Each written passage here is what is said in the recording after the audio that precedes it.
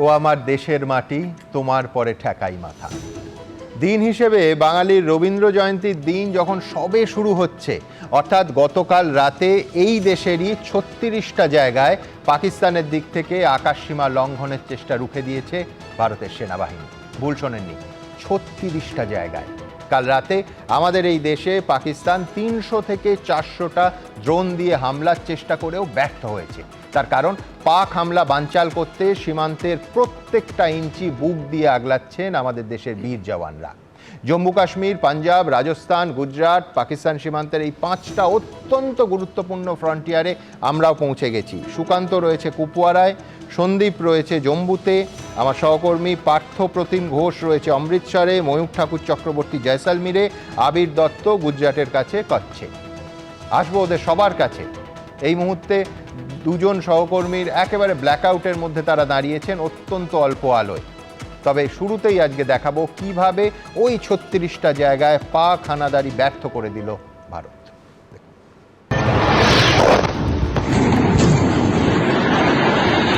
মঙ্গলবার প্রথমে পাকিস্তানের ভেতরে নিখুঁত হানা, জঙ্গি ঘাঁটি ধ্বংস করে দেওয়া, আর তারপর বৃহস্পতিবার পাকিস্তানের দিক থেকে ঝাঁকে ঝাঁকে উড়ে আসা ড্রোন প্রতিহত করা।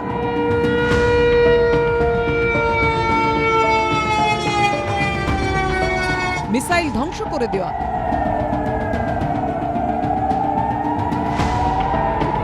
লেহ থেকে গুজরাট আকাশপথে পাকিস্তানের প্রত্যেকটা অস্ত্রকে আকাশেই শেষ করে দেওয়া। বৃহস্পতিবার রাতে ভারতীয় সেনাবাহিনী বুঝিয়ে দিয়েছে, পাকিস্তানের আকাশে আমরা যেমন আঘাত হানতে সক্ষম, তেমনি আমাদের আকাশ আমরাই নিয়ন্ত্রণ করি। अंतर्राष्ट्रीय सीमा और नियंत्रण रेखा पर लेह से लेकर सरक्रीक तक 36 स्थानों पर 300 से 400 लगभग ड्रोनों का इस्तेमाल घुसपैठ का प्रयास करने के लिए किया गया। भारतीय सशस्त्र बलों ने काइनेटिक्स व नॉन काइनेटिक साधनों का उपयोग करके इनमें से कई ड्रोन्स को मार गिराया। কিন্তু লড়াইয়ে বারবার ধাক্কা খাওয়ার পরও পাকিস্তান শুধরোচ্ছে না। এবার তারা ভারতের সঙ্গে চরম সংঘাতের আবহেই নিজের দেশের বিমান যাত্রীদের জেনে বুঝে ঢাল করছে। বৃহস্পতিবার আকাশে যখন ড্রোনের লড়াই চলছে, তখন ইচ্ছাকৃতভাবে লাহোর থেকে করাচির মধ্যে অসামরিক বিমান চলাচল চালু রেখেছিল তারা। 7 मई 2025 को रात 8:30 बजे एक असफल अकारण ड्रोन और मिसाइल हमला करने के बावजूद पाकिस्तान ने अपना नागरिक हवाई क्षेत्र बंद नहीं किया। पाकिस्तान अपने नागरिक विमानों को ढाल के रूप में इस्तेमाल कर रहा है। একদিকে নিজের দেশে নিরীহ নাগরিকদের জীবন বাজি রাখছে পাকিস্তান, অন্যদিকে উস্কানি দিতে ভারতীয় সীমান্তে লাগাতার গোলাবর্ষণ করে চলেছে।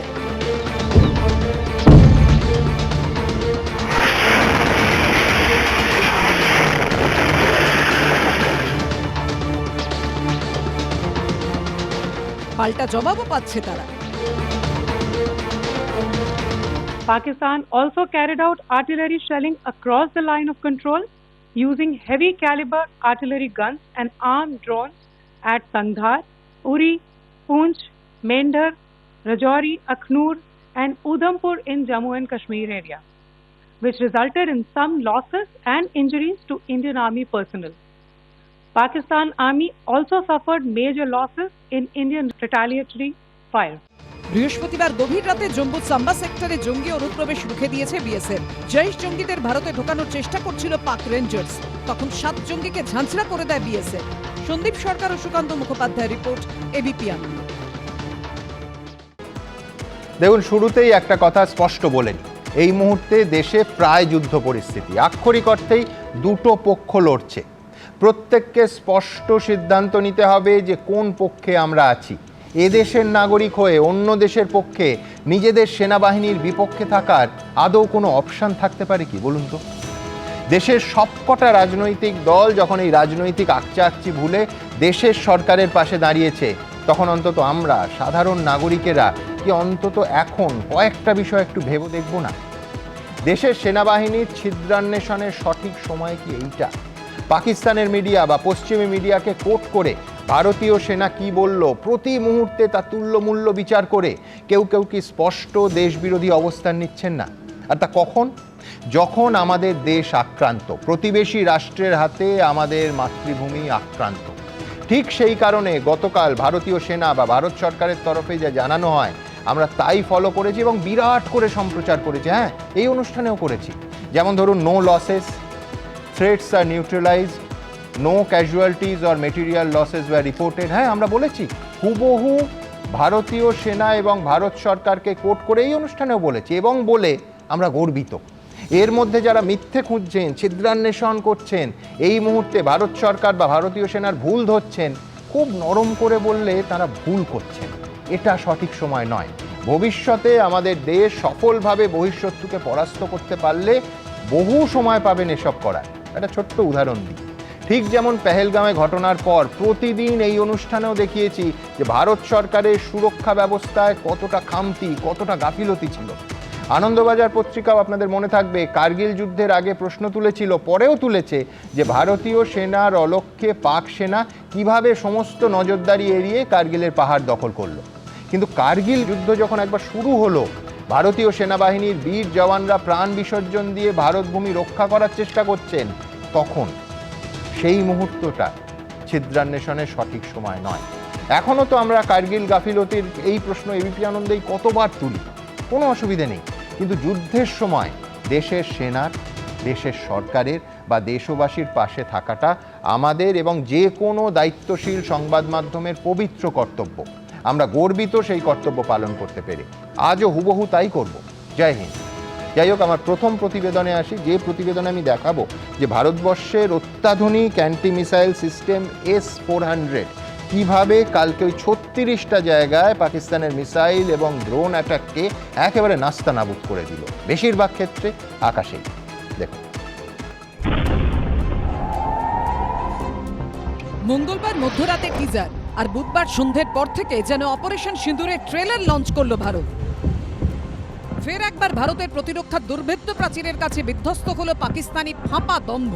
অপারেশন সিঁদুরের পর ভারতে পাল্টা হামলার চেষ্টা করতে গিয়ে আরও বিপদে পড়ল Pakistan. These provocative and escalatory actions that were taken by Pakistan last night were targeted at Indian cities and civilian infrastructure, in addition to some military targets. The Indian armed forces responded proportionately, adequately, and responsibly. ভারতের অত্যাধুনিক anti missile system S-400, made in ইন্ডিয়ার আকাশ missile, L-70 aircraft গান, ZU-23 শিলকা রুশ anti aircraft গানের কাছে মুখ থুবড়ে পড়ল পাকিস্তানের ড্রোন ও মিসাইল। इतने बड़े पैमाने पर हवाई घुसपैठों का संभावित उद्देश्य वायु रक्षा प्रणालियों का परीक्षण करना और खुफिया जानकारी इकट्ठा करना था। ड्रोन के मलबे की फोरेंसिक जांच की जा रही है। प्रारंभिक रिपोर्ट्स से पता चलता है कि वे तुर्की के असीस गार्ड सोंगर ड्रोन हैं। বৃহস্পতিবার এই ড্রোনের মাধ্যমেই ভারতের নানা জায়গায় আঘাত হানার চেষ্টা করেছিল পাকিস্তান। বারামুলা, উরি, কুপওয়ারা, জম্মুর সাম্বা সেক্টর, রাজৌরি, পুঞ্চ, কোথায় নয়। সন্ধে 8:30 থেকে বৃহস্পতিবার পাক রেঞ্জার্সের তরফে শুরু হয় মুহুর্মুহু গোলা বৃষ্টি, তার সঙ্গে আর্টিলারি গান ফায়ার, মর্টার ছোড়া হয় ভারতীয় পোস্ট লক্ষ্য করে, এবং এই গুলি বৃষ্টি এবং মর্টার হামলা চলতে থাকে একদম ভোর পর্যন্ত। এক নয়, একাধিক সীমান্তবর্তী রাজ্য ছিল পাকিস্তানের নিশানায়। আমরা এই মুহূর্তে রয়েছি জয়সলমীরে, যে ছবি আমরা দেখাবো আমার পেছনে থর মরুভূমি। গতকাল রাতে এই যে থর মরুভূমি, এরই বেশ কিছুটা দূরে ইন্টারন্যাশনাল বর্ডার রয়েছে, যে ইন্টারন্যাশনাল বর্ডার থেকে পাকিস্তান নিয়ম বহির্ভূতভাবে মর্টার এবং সঙ্গে ড্রোন দুটো চার্জ করা শুরু করে। তবে একটা ড্রোনও মাটিতে নামতে পারেনি, বিস্ফোরণ হয়নি। ভারতীয় সেনা প্রত্যেকটা ড্রোনকে ইন্টারসেপ্ট করেছে এবং সেগুলোকে আকাশেই নষ্ট করে দিয়েছে। কিন্তু সব জায়গাতেই বিফল হয় পাকিস্তানের হামলার চেষ্টা, উল্টে ভারতীয় হানায় ক্ষতিগ্রস্ত হয় তারাই। पाकिस्तानी हमले के जवाब में पाकिस्तान में 4 हवाई रक्षा स्थलों पर सशस्त्र ड्रोन लॉन्च किए गए। इनमें से एक ड्रोन एडी रडार को नष्ट करने में सक्षम रहा। ফিজিক্যাল আছে L-70, ZU-23 আর ইগলা, এই মিসাইলগুলো আমাদের এডি সিস্টেমের সাথে যুক্ত। সেই জন্য কি হয়েছে, আমাদের মিসাইল সিস্টেম আর টেকনোলজি এত স্ট্রং যে যেই পাকিস্তানি ড্রোনস আর মিসাইল ট্র্যাক করেছে, ডিটেক্ট করেছে, ট্র্যাক করেছে আর ডিস্ট্রয় করেছে। ভারতীয় সেনাবাহিনী জানিয়ে দিয়েছে, সার্বভৌমত্ব এবং অখণ্ডতা রক্ষায় যে কোনো ঘৃণ্য পরিকল্পনার জবাব দৃঢ়তার সঙ্গে দেওয়া হবে। এবিপি আনন্দ। দেখুন, সব থেকে মারাত্মক এবং ঘৃণ্য যে খেলাটা পাকিস্তান খেলছে, সেটা অনেকে অবশ্য সম্পূর্ণ অজান্তে পাকিস্তানের ফাঁদে পড়ে যাচ্ছেন।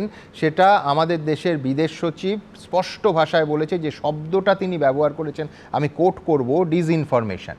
এবং এই পশ্চিমী মিডিয়া এবং পাকিস্তানি মিডিয়া অত্যন্ত সুপরিকল্পিতভাবে এই মিথ্যে প্রচার, এই ভারতের বিরুদ্ধে অপপ্রচারগুলোকে সামনে আনছে। কীরকম একটা ছোট্ট উদাহরণ দিই। গতকাল এই অনুষ্ঠান শুরু করেছিলাম, 16 জন সাধারণ ভারতীয় নাগরিক, তারা এই বোমাবর্ষণে একেবারে এলওসির ওই প্রান্ত থেকে সাধারণ মানুষ, তার মধ্যে 3 জন মহিলা এবং 5টি শিশু আছে, তাদের কার্যত মেরে ফেলা হয়েছে, খুন করা হয়েছে। আজকে সেই সংখ্যা দুর্ভাগ্যজনকভাবে বেড়ে 17 এসে দাঁড়িয়েছে। এইখানে পাকিস্তান একেবারে প্রচার করছে এবং ভারতকে আজকে বিকেল 5:30টায় অফিসিয়ালি পররাষ্ট্র সচিব প্রেস কনফারেন্স করে নেগেট করতে হয়েছে এবং বলতে হয়েছে, অ্যাড্রেস করতে হয়েছে যে ভারতীয় সেনা নাকি ভারতের ধর্মীয় স্থান, কালকে বলেছিলাম যে গুরুদ্বারা ভেঙে গেছে, এবং কি স্পিরিট ওখানকার পুঞ্চের সাধারণ মানুষ, তারা গুরুদ্বারা এসে কাল সকালেও এত কিছুর পর চুরমার হয়ে যাওয়া গুরুদ্বারায় বসে তারা প্রার্থনা করেছেন, সেইটা নাকি ভারত সরকার করেছে। ভাবুন আপনি, সেটা হচ্ছে যে এই বলে বিভিন্ন ধর্মে, বিভিন্ন গোষ্ঠী, বিভিন্ন জাতির মানুষের মধ্যে অশান্তি লাগিয়ে ভারতকে অশান্ত করা, ভারতে আগুন জ্বালানো, মানে মারছে পাকিস্তান, মরছে ভারতীয়রা, এবং দায় চাপানো হচ্ছে ভারতের ওপর। ভাবা যায়? ঠিক এই প্রসঙ্গে আমি ব্রিগেডিয়ার দেবাশিস দাসের কাছে আসবো। এই কতটা মারাত্মক! এ তো একটা মানে যুদ্ধ শুধু নয়, এটা প্রচার, বলা যায় অপপ্রচারের যুদ্ধ চালাচ্ছে পাকিস্তান। একদম। তার আগে একটা ছোট্ট কথা বলি। নিশ্চয়ই। আপনি যে শুরুতে যেটা বললেন, এটা খুব রেলিভেন্ট, আজকের দিনে বড় প্রাসঙ্গিক। কারণ আমরা দেখছি যে কিছু মানুষ, তারা যখন ভারতবর্ষের ওপর আঘাত আসবার জায়গাটা আসছে, তারা চুপ করে আছে। আবার ভারতবর্ষ যখন প্রত্যাঘাত করছে, তারা বলছে যুদ্ধ খুব খারাপ জিনিস। এবং এটা আমরা প্যালেস্টাইন আর গাজাতেও দেখেছি, যে তারা নেতানিয়াহুর বিরুদ্ধে বলছে, আমিও বলছি উচিত না এত কিছু করা, যুদ্ধটাকে থামানো উচিত। কিন্তু তারা ওই অক্টোবরে যখন একটা মিউজিকের ওখানে হানা দিয়ে তুলে নিয়ে যায় ছেলে মেয়েদের, বাচ্চাদের, তখন তারা কিছু বলতে ভুলে যায়।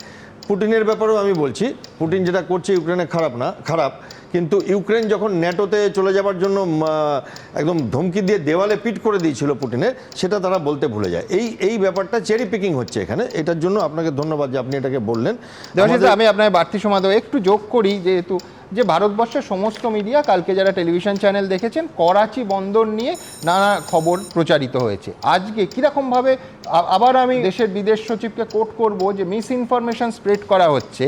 কালকে করাচি পোর্ট ট্রাস্ট অফিসিয়াল এই টুইটার অ্যাকাউন্টে, একেবারে অফিসিয়াল অ্যাকাউন্ট থেকে পোস্ট করা হয়েছিল যে করাচি বন্দর হেভি ড্যামেজ, ভারতবর্ষ আক্রমণ করেছে, হেভি ড্যামেজ হয়েছে। আজকে ভাবুন, পুরো দায়টা ভারতবর্ষের ঘাড়ে চাপিয়ে করাচি পোর্ট ট্রাস্ট অফিসিয়াল ওই একই এক্স হ্যান্ডেল থেকে পোস্ট করা হচ্ছে যে এটা ফেক নিউজ। এবং তাদের অফিসিয়াল অ্যাকাউন্ট থেকে কি করে প্রচার হলো না, ভারত নাকি এই এক্স অ্যাকাউন্টটা হ্যাক করে ভারত নাকি এই অপপ্রচার করেছে। মানে আমি বলছি দেবাশিসদা, এটা বিশ্বাসযোগ্য যে ভারত নিজের নাগরিকদের সুরক্ষিত রাখতে এত করছে, তার ভেতরে করাচি পোর্ট ট্রাস্টের অফিসিয়াল এক্স অ্যাকাউন্ট হ্যাক করে এই খবর রটাচ্ছে? হ্যাঁ, এবং এটা আপনি টিআরএফেও হয়েছে। প্রথমে টিআরএফ ক্লেম করে, একদম 2-3বার ক্লেম করে, তারপরে যখন ভারত এত সিরিয়াস হয়ে যায়, তখন ওরা বলে যে না, আমাদের অ্যাকাউন্ট হ্যাক করে অন্য কেউ করেছিল, আমরা কিছু করিনি। এটাকে না আমাদের ভাষায় ইনফরমেশন ওয়ার বলে। ইনফরমেশন ওয়ারফেয়ারে আগে কি হতো, ওই ওয়ার্ল্ড ওয়ারের সময় লিফলেট প্লেন থেকে ছুটতো, তারপরে মাইকে অ্যানাউন্স করতো পাড়ায় পাড়ায় গিয়ে যে এই হবে। এখন সেটা হয়ে গেছে যে এআই জেনারেটেড ভিডিও পোস্ট হচ্ছে, এবং সেই ভিডিওগুলো দেখে আমরা বিশ্বাসও করে ফেলছি। এটা আরেকটা জিনিস হয়, যেটা যুদ্ধের সময় একটা কনফিউশন ক্রিয়েট হয়, যেটা আমাদের কন্ট্রোলে নেই। সেটা ইনফরমেশন ওয়ারও না, সেটা আমাদের জওয়ানরাও অনেক সময় ভুল করে, ওদেরও করে, এবং আমরা ফগ অফ ওয়ার বলি এটাকে। এইবার আপনার টপিকে আসি। এই যে ধর্মের একটা রাজনীতি করছে পাকিস্তানের লোকেরা, এইটাতে লাভ তো কিছু হচ্ছে না। আপনি তো ওই গুরুদ্বারাতে আপনাদের টিমের লোকেরাও পৌঁছে গিয়েছিল, এবং সেই দিনও তারা মাথায় করে সুন্দর করে ওখানে করছিল। বাট এটা পাকিস্তানের চিরাচরিত স্ট্র্যাটেজি, এবং মিথ্যা কথা বলে ওদের ডিফেন্স মিনিস্টার বলুন, প্রাইম মিনিস্টার নিজে বলছেন যে আমাদের নাকি 3-4টে জেট প্লেন এসেছিল, ওরা উড়িয়ে দিয়েছেন। এটা স্ট্র্যাটেজি। কিন্তু আরেকটা জিনিস বলছি, এটা আমরা আমাদের মেনে চলতে হবে, we have to work through this আর কি, হ্যাঁ, যেটা এখানে এবং সঠিক ইনফরমেশন দিয়ে একে কাউন্টার করতে হবে এবং সব সময়, এবং আমাদের এটাতে এক্সাইটমেন্টে আসার কোনো দরকার নেই, আমাদের ওই রাগ ক্ষোভ এগুলো সুইচ অফ করে, যেটা সেনাবাহিনী যেটা করছে, আমরা এখানে তো মিডিয়াতে করতেই পারি এক্সাইটমেন্ট, সেটা এবার হচ্ছে একটা না নতুন দিগন্ত খুলে গেছে, যতগুলো যুদ্ধ স্টাডি করেছি দেখেছি, যেটা একটু অন্যরকম, সেটা হচ্ছে দুটো জিনিস ঢুকেছে, একটা হচ্ছে ড্রোন আর একটা হচ্ছে এয়ার ডিফেন্স সিস্টেমস। এইটা আমি পরপর কতগুলো যুদ্ধতে দেখছি যে একটা অদ্ভুত জায়গায় নিয়ে চলে যাচ্ছে ওয়ারফেয়ারটাকে, এবং টেকনোলজি আর প্ল্যানিং, বীরত্ব আর পয়সা কড়ি আর পলিটিক্যাল উইল আর ডিপ্লোমেসির একটা অদ্ভুত ককটেল দেখতে পাচ্ছি, যেটা আগে দেখা যেত না। আপনি যদি দেখেন যে এই যে আমরা আপনি একটা S-400 বললেন, আমি কিন্তু কালকে বলেছি ওই নামটা আমি নিচ্ছি না, আমি বলবো integrated counter US and air defence system, আমি ওটাতেই স্টিক করেছি, কারণ S-400 একটা পার্ট, আরও 10টা পার্ট আছে, জু আছে, L-70 আছে, রাডার্স আছে, আমাদের আকাশ আছে, অনেক ব্যাপার আছে, একটা বিস্তৃত ব্যাপার। বাট এই ব্যাপারটা এই যে আমরা এখন সবাই মিলে বলছি, বাট এর প্ল্যানিং কিন্তু এখন হয়নি, এর প্ল্যানিং 5-6 বছর আগে হয়েছে, এর পয়সা স্যাংশন এখন হয়নি, কারণ এর দুম করে কিনে নেওয়া যায় না, এটা ট্রেনিং করতে অনেক সময় লাগে।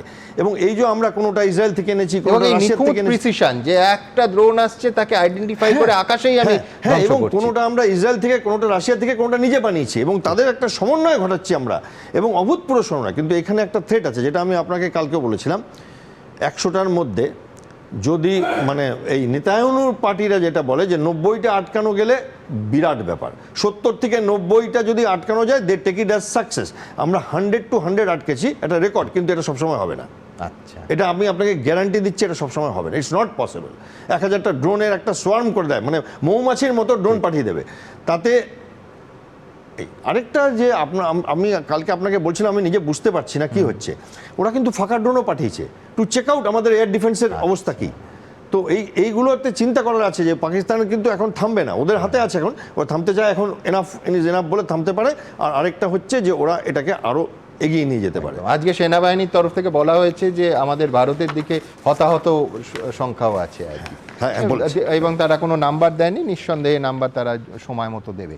আমার পরের বক্তা কর্নেল পৃথ্বীরঞ্জন দাস, কিন্তু তার আগে আমি আপনাদের একটা নতুন ধরনের মডেল দেখাবো, যে বিষয়টা ইদানিংকালে আন্তর্জাতিক ক্ষেত্রে, জাতীয় ক্ষেত্রে তো বটেই, আন্তর্জাতিক ক্ষেত্রে কোথাও আমাদের চোখে পড়েনি।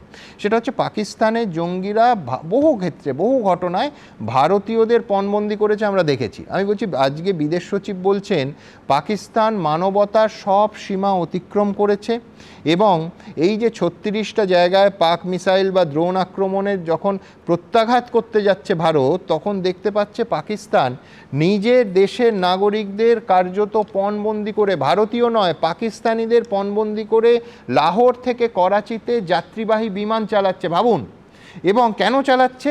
যে এই ভারত যখন প্রত্যাঘাত করছে, ওই ড্রোনগুলোকে নিখুঁত প্রিসিশনে আঘাত করে নামাচ্ছে, তখন যদি যাত্রীবাহী বিমানে একটা আঘাত লাগে, যাত্রীবাহী বিমানের কিছু হয়, ভেতরে সাধারণ পাকিস্তানি নাগরিকদের মৃত্যু হবে।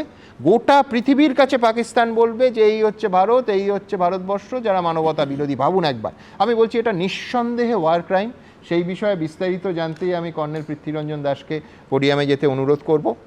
আমরা উল্টো দিকে ভারতের ছবিটা বলি, 27টা এয়ারপোর্টে বিমান চলাচল বন্ধ করে দেওয়া হয়েছিল, এখনও বহু এয়ারপোর্টে সাধারণ যাত্রীবাহী বিমান চলাচল করতে দেওয়া হচ্ছে না, যে কোনোভাবে ভুল করে যদি বিমান যাত্রীরা আহত হন বা তাদের কোনো রকম আঘাত লাগে। আর উল্টো দিকে পাকিস্তান নিজের দেশের নাগরিকদের কার্যত পণবন্দি করে যেটা করছে, আমি আবার কর্নেল দাসের কাছে জানতে চাইব, এটা যদি ওয়ার ক্রাইম না হয় জেনিভার সিদ্ধান্ত অনুযায়ী, তাহলে ওয়ার ক্রাইম কাকে বলবো?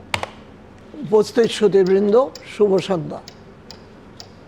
রণনীতিতে বা একটা কথা আছে, public perception, control of public perception, অর্থাৎ গণচেতনা বা জনচেতনাকে নিয়ন্ত্রণে রাখা, এবং সেই গণচেতনা বা জনচেতনা সেটাকে নিয়ন্ত্রণে রাখতে গিয়ে শত্রুপক্ষ বা আমাদের নিজেদের অনেক রকম কাজ করতে হয়। ভারতবর্ষের যেটা নীতি, যে তারা সরকারিভাবে সত্যি কথা জনসাধারণকে জানায়, কারণ এটা মুক্ত গণতান্ত্রিক দেশ। কিন্তু আমাদের দুর্ভাগ্য, শত্রুপক্ষ যারা আমাদের প্রতিবেশী দেশ, তারা তাদের গণচেতনাকে মিথ্যের অজুহাতে নিয়ন্ত্রণ করার চেষ্টা করে। এখন ওরা একটা কারণ খোঁজার চেষ্টা করছে যাতে বিশ্ব জনমত ভারতের বিরুদ্ধে যায়। তো যেই কথাটা এখন বিষয়টা আমি বলতে যাচ্ছি, যে এত কিছু যখন হচ্ছে, ওরা নিজেরা দেখছে যে ওদের সমস্ত এয়ার ভায়োলেশন অ্যাটেম্প্ট যেটা আমাদের আকাশসীমা লঙ্ঘন করে আমাদের দেশের মধ্যে আসছে, সেগুলিকে ভারতীয় সশস্ত্র বাহিনী যৌথভাবে ওদের ভূপাতিত করছে। তখন এই পরিস্থিতিতে ভারতবর্ষ কিন্তু নিজেদের ফরওয়ার্ডের যত এয়ারপোর্ট আছে সেগুলিকে সিল করে দিয়েছে। কিন্তু দেখা যাচ্ছে লাহোর থেকে করাচি ইন্টারন্যাশনাল এয়ারপোর্টে প্লেন যাতায়াত করছে, কারণ ওখানে যাত্রীদের জোর করে প্লেনে বসিয়ে ওখান থেকে ওখানে যাতায়াত করছে, এইটুকু ভেবে যে ভারতের কোনো আঘাত যদি ওই প্লেনে লাগে তাহলে এতগুলি নিরীহ লোক মৃত্যু হয়েছে, তার একটা বিশাল প্রচার বিশ্বের জনমতকে ভারতের বিরুদ্ধে নিয়ে যাবে। কর্নেল দাস, এটা হতে পারে যে এখনো প্রকাশ্যে তুরস্ক ছাড়া কোনো দেশ নেই, এইটা হলে ভারতবর্ষকে আন্তর্জাতিক দুনিয়ায় ছোট করা যাবে, জনমত কিছুটা হলেও পাকিস্তানের দিকে হয়তো ঘোরানোর তার একটা থেকেও চক্রান্ত। বড় কথা হচ্ছে, ভারত একটি রেসপন্সিবল কান্ট্রি, তারা জাতিসংঘের প্রথা সব কিছু মেনে চলে। আপনারা জানেন কি না, ভারতবর্ষে একমাত্র দেশ যে জাতিসংঘের নিজের যে কন্ট্রিবিউশন, ফাইন্যান্সিয়াল কন্ট্রিবিউশন 1 তারিখে দিয়ে দেয়। সেই ভারতবর্ষে জাতিসংঘের জেনিভা কনভেনশনের ভায়োলেশনের উপর যদি ভারতবর্ষের কাছে অভিযোগ আসে, এরকম একটা কোনো ঘটনা ঘটাবার পরে, যেটা হয়তো ওরা নিজেরাও ঘটাতে পারে, তো সেই ক্ষেত্রে ভারতকে নিজেকে তখন ডিফেন্সিভ পজিশনে যেতে হবে, কেন তাকে যুদ্ধ অপরাধী বলে ঘোষিত করবে।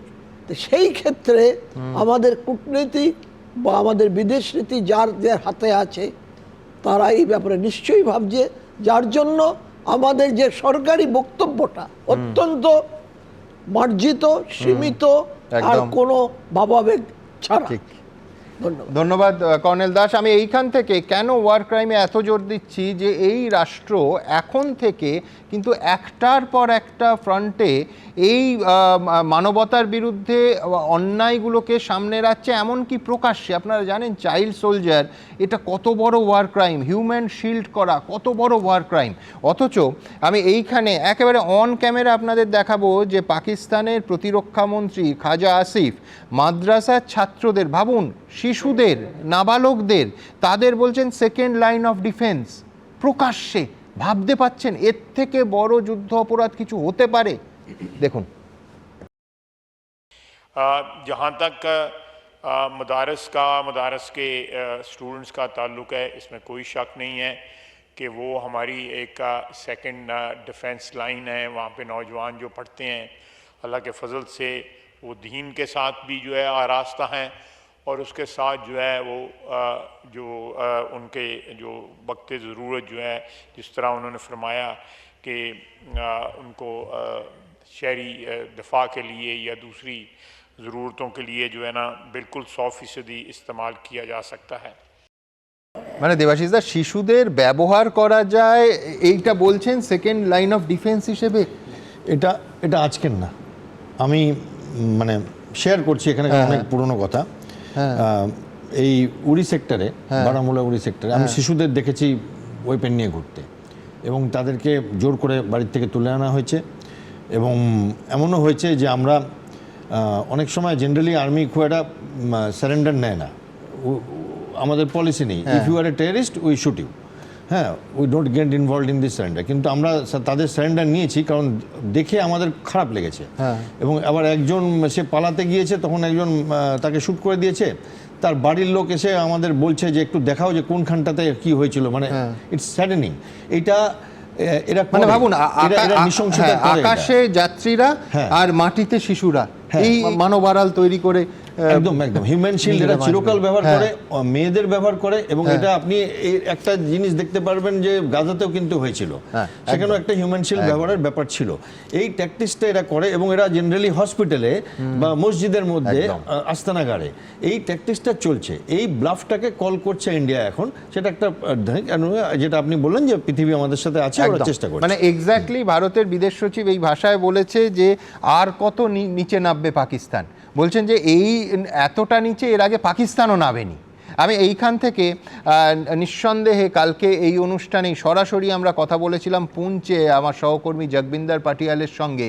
1:30 থেকে 2টোর মধ্যে একাধিকবার লাইভে জগবিন্দর আমাদের শোনায় যে কি ভয়ঙ্কর আওয়াজ। ওই যে বলছিলাম না যে 36টা জায়গায় কালকে পাকিস্তানের তরফ থেকে মিসাইল এবং ড্রোন অ্যাটাকে ভারতের আকাশসীমা লঙ্ঘিত হয়েছে, এবং এই নিখুঁত প্রিসিশনে ভারত যখন সেগুলো ধ্বংস করছে জগবিন্দরের মাথার ওপর। আমি প্রথমেই ক্ষমা চেয়ে নেব, তার কারণ হচ্ছে যে ক্যামেরার উজ্জ্বল আলো আমরা জ্বালতে পারিনি। এর আগে কার্গিল ওয়ারে অন্য একটি চ্যানেল একটি ঘটনায় বেশ কিছু জওয়ানকে আমরা হারিয়েছিলাম, ওই আলো দেখে শত্রুপক্ষ গোলাবর্ষণ নিখুঁতভাবে করে, কিন্তু আমরা আলো না জ্বালিয়ে জগবিন্দর এই পুরো জিনিসটা করেছে তার মোবাইলের আলোয়। দয়া করে আমরা জানি যে আপনারা ক্ষমা করে নেবেন, অল্প আলোয় ঠিক কিভাবে মানে একেবারে পুঞ্চে গ্রাউন্ড জিরোতে সেখানকার জগবিন্দরের কাল রাতের আমাদের সেই ছবি সরাসরি যেটা দেখিয়েছে।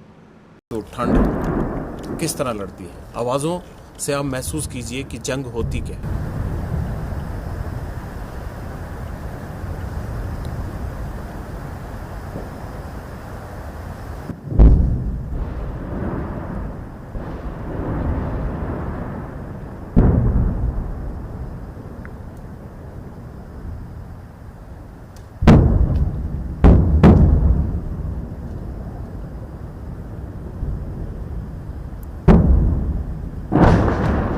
पूरी घाटी धमाकों से गूंज रही है। 1:30 हुए थे जब मैंने आपको ये बताना शुरू किया था। ये पाकिस्तान की तरफ से आया है, जो बिल्कुल हमारे नज़दीक आकर तेज़ी से फटता है। ये उस तरफ से आया है क्योंकि हम पुंछ में मौजूद हैं। LOC थे तकरीबन 1-2 किलोमीटर 3 किलोमीटर के फासले पर, कहीं ये 5 किलोमीटर का फासला, कहीं 4 किलोमीटर का, कहीं 2 किलोमीटर का, तो हम वहाँ मौजूद हैं।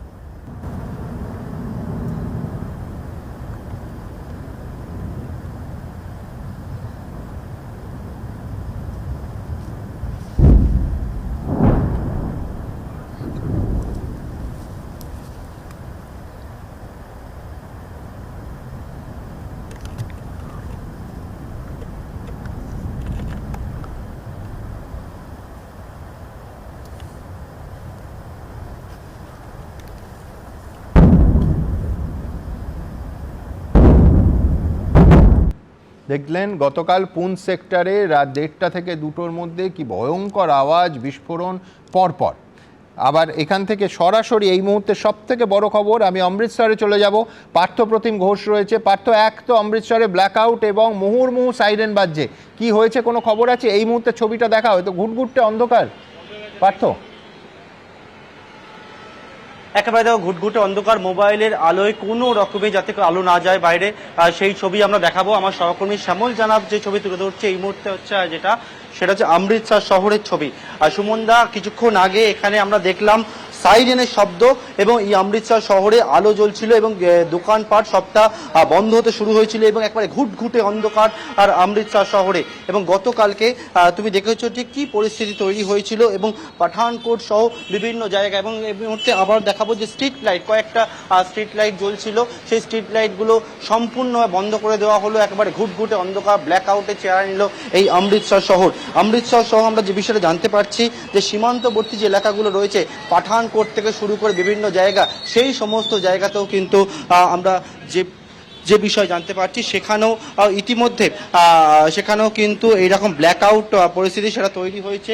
পুলিশের যারা আধিকারিকরা রয়েছেন তারা ইতিমধ্যে রাস্তায় নেমে পড়েছে। সম্ভব যতটা সম্ভব আমি দেখাবার চেষ্টা করব। এখানে অন্ধকার, পুলিশ কর্মীরা তারা নেমে পড়েছেন রাস্তায় এবং এখান থেকে ওনারা এখান থেকে দেখতে পাচ্ছি যে বিষয় সেটা হচ্ছে যে গার্ডওয়াল, সেই গার্ডওয়াল নিয়ে চারিদিকে ওনারা যাচ্ছেন এবং সাইরেনের শব্দ আমি শুনতে পেলাম কিছুক্ষণ আগে।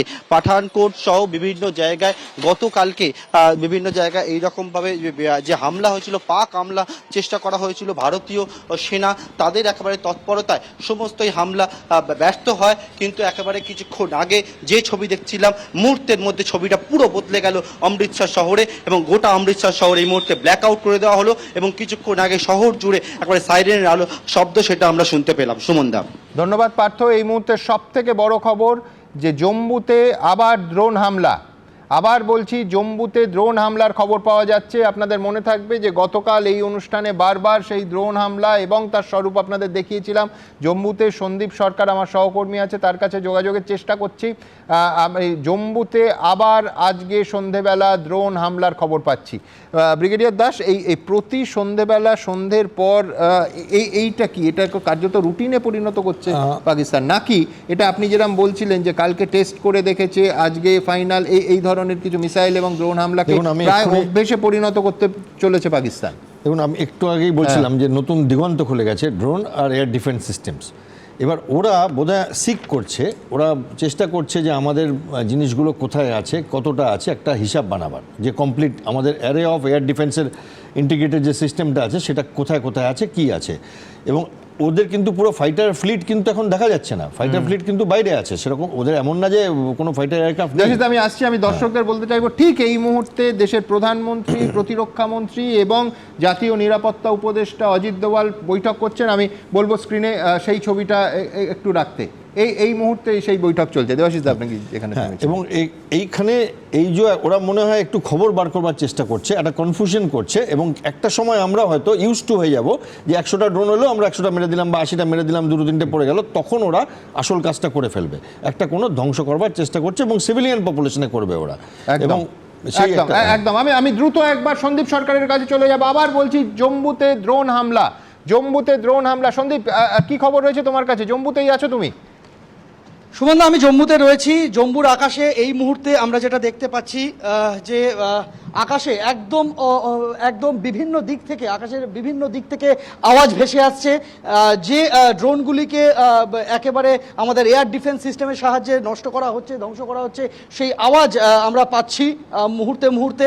এবং আমাদের চোখের সামনে পরপর 4টি ড্রোন একসাথে এক ঝাঁক 4টে ড্রোন আমরা উড়ে আসতে দেখলাম, এবং সেই 4টি ড্রোনকে নিষ্ক্রিয় করা হলো আমাদের এয়ার ডিফেন্স সিস্টেমের সাহায্যে।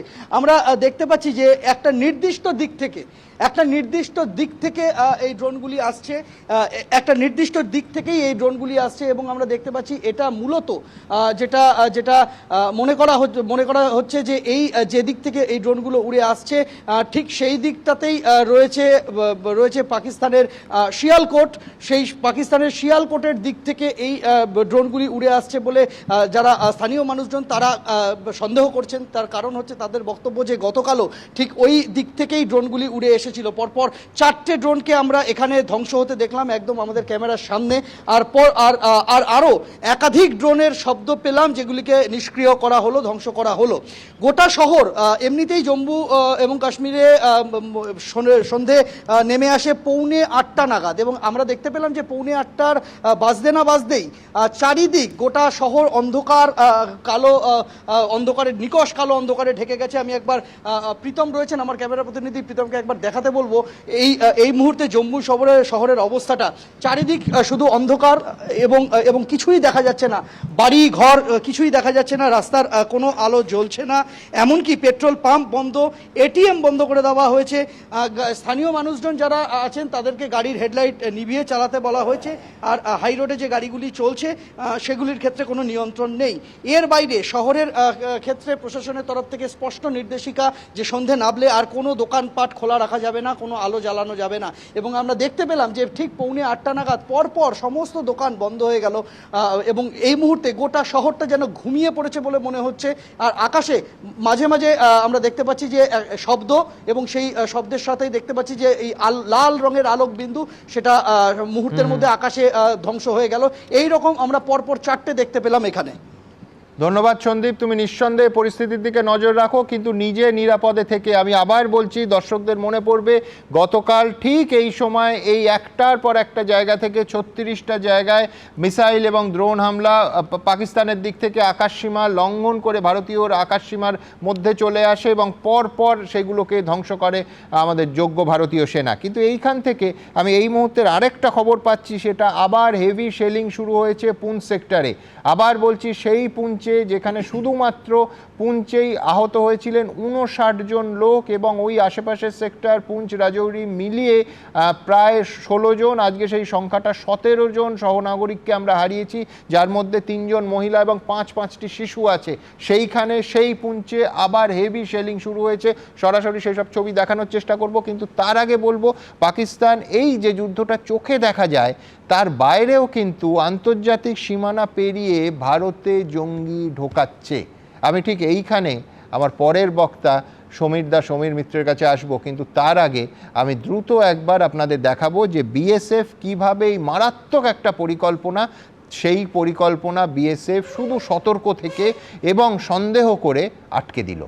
বিএসএফকে কুর্নিশ, পরের প্রতিবেদন।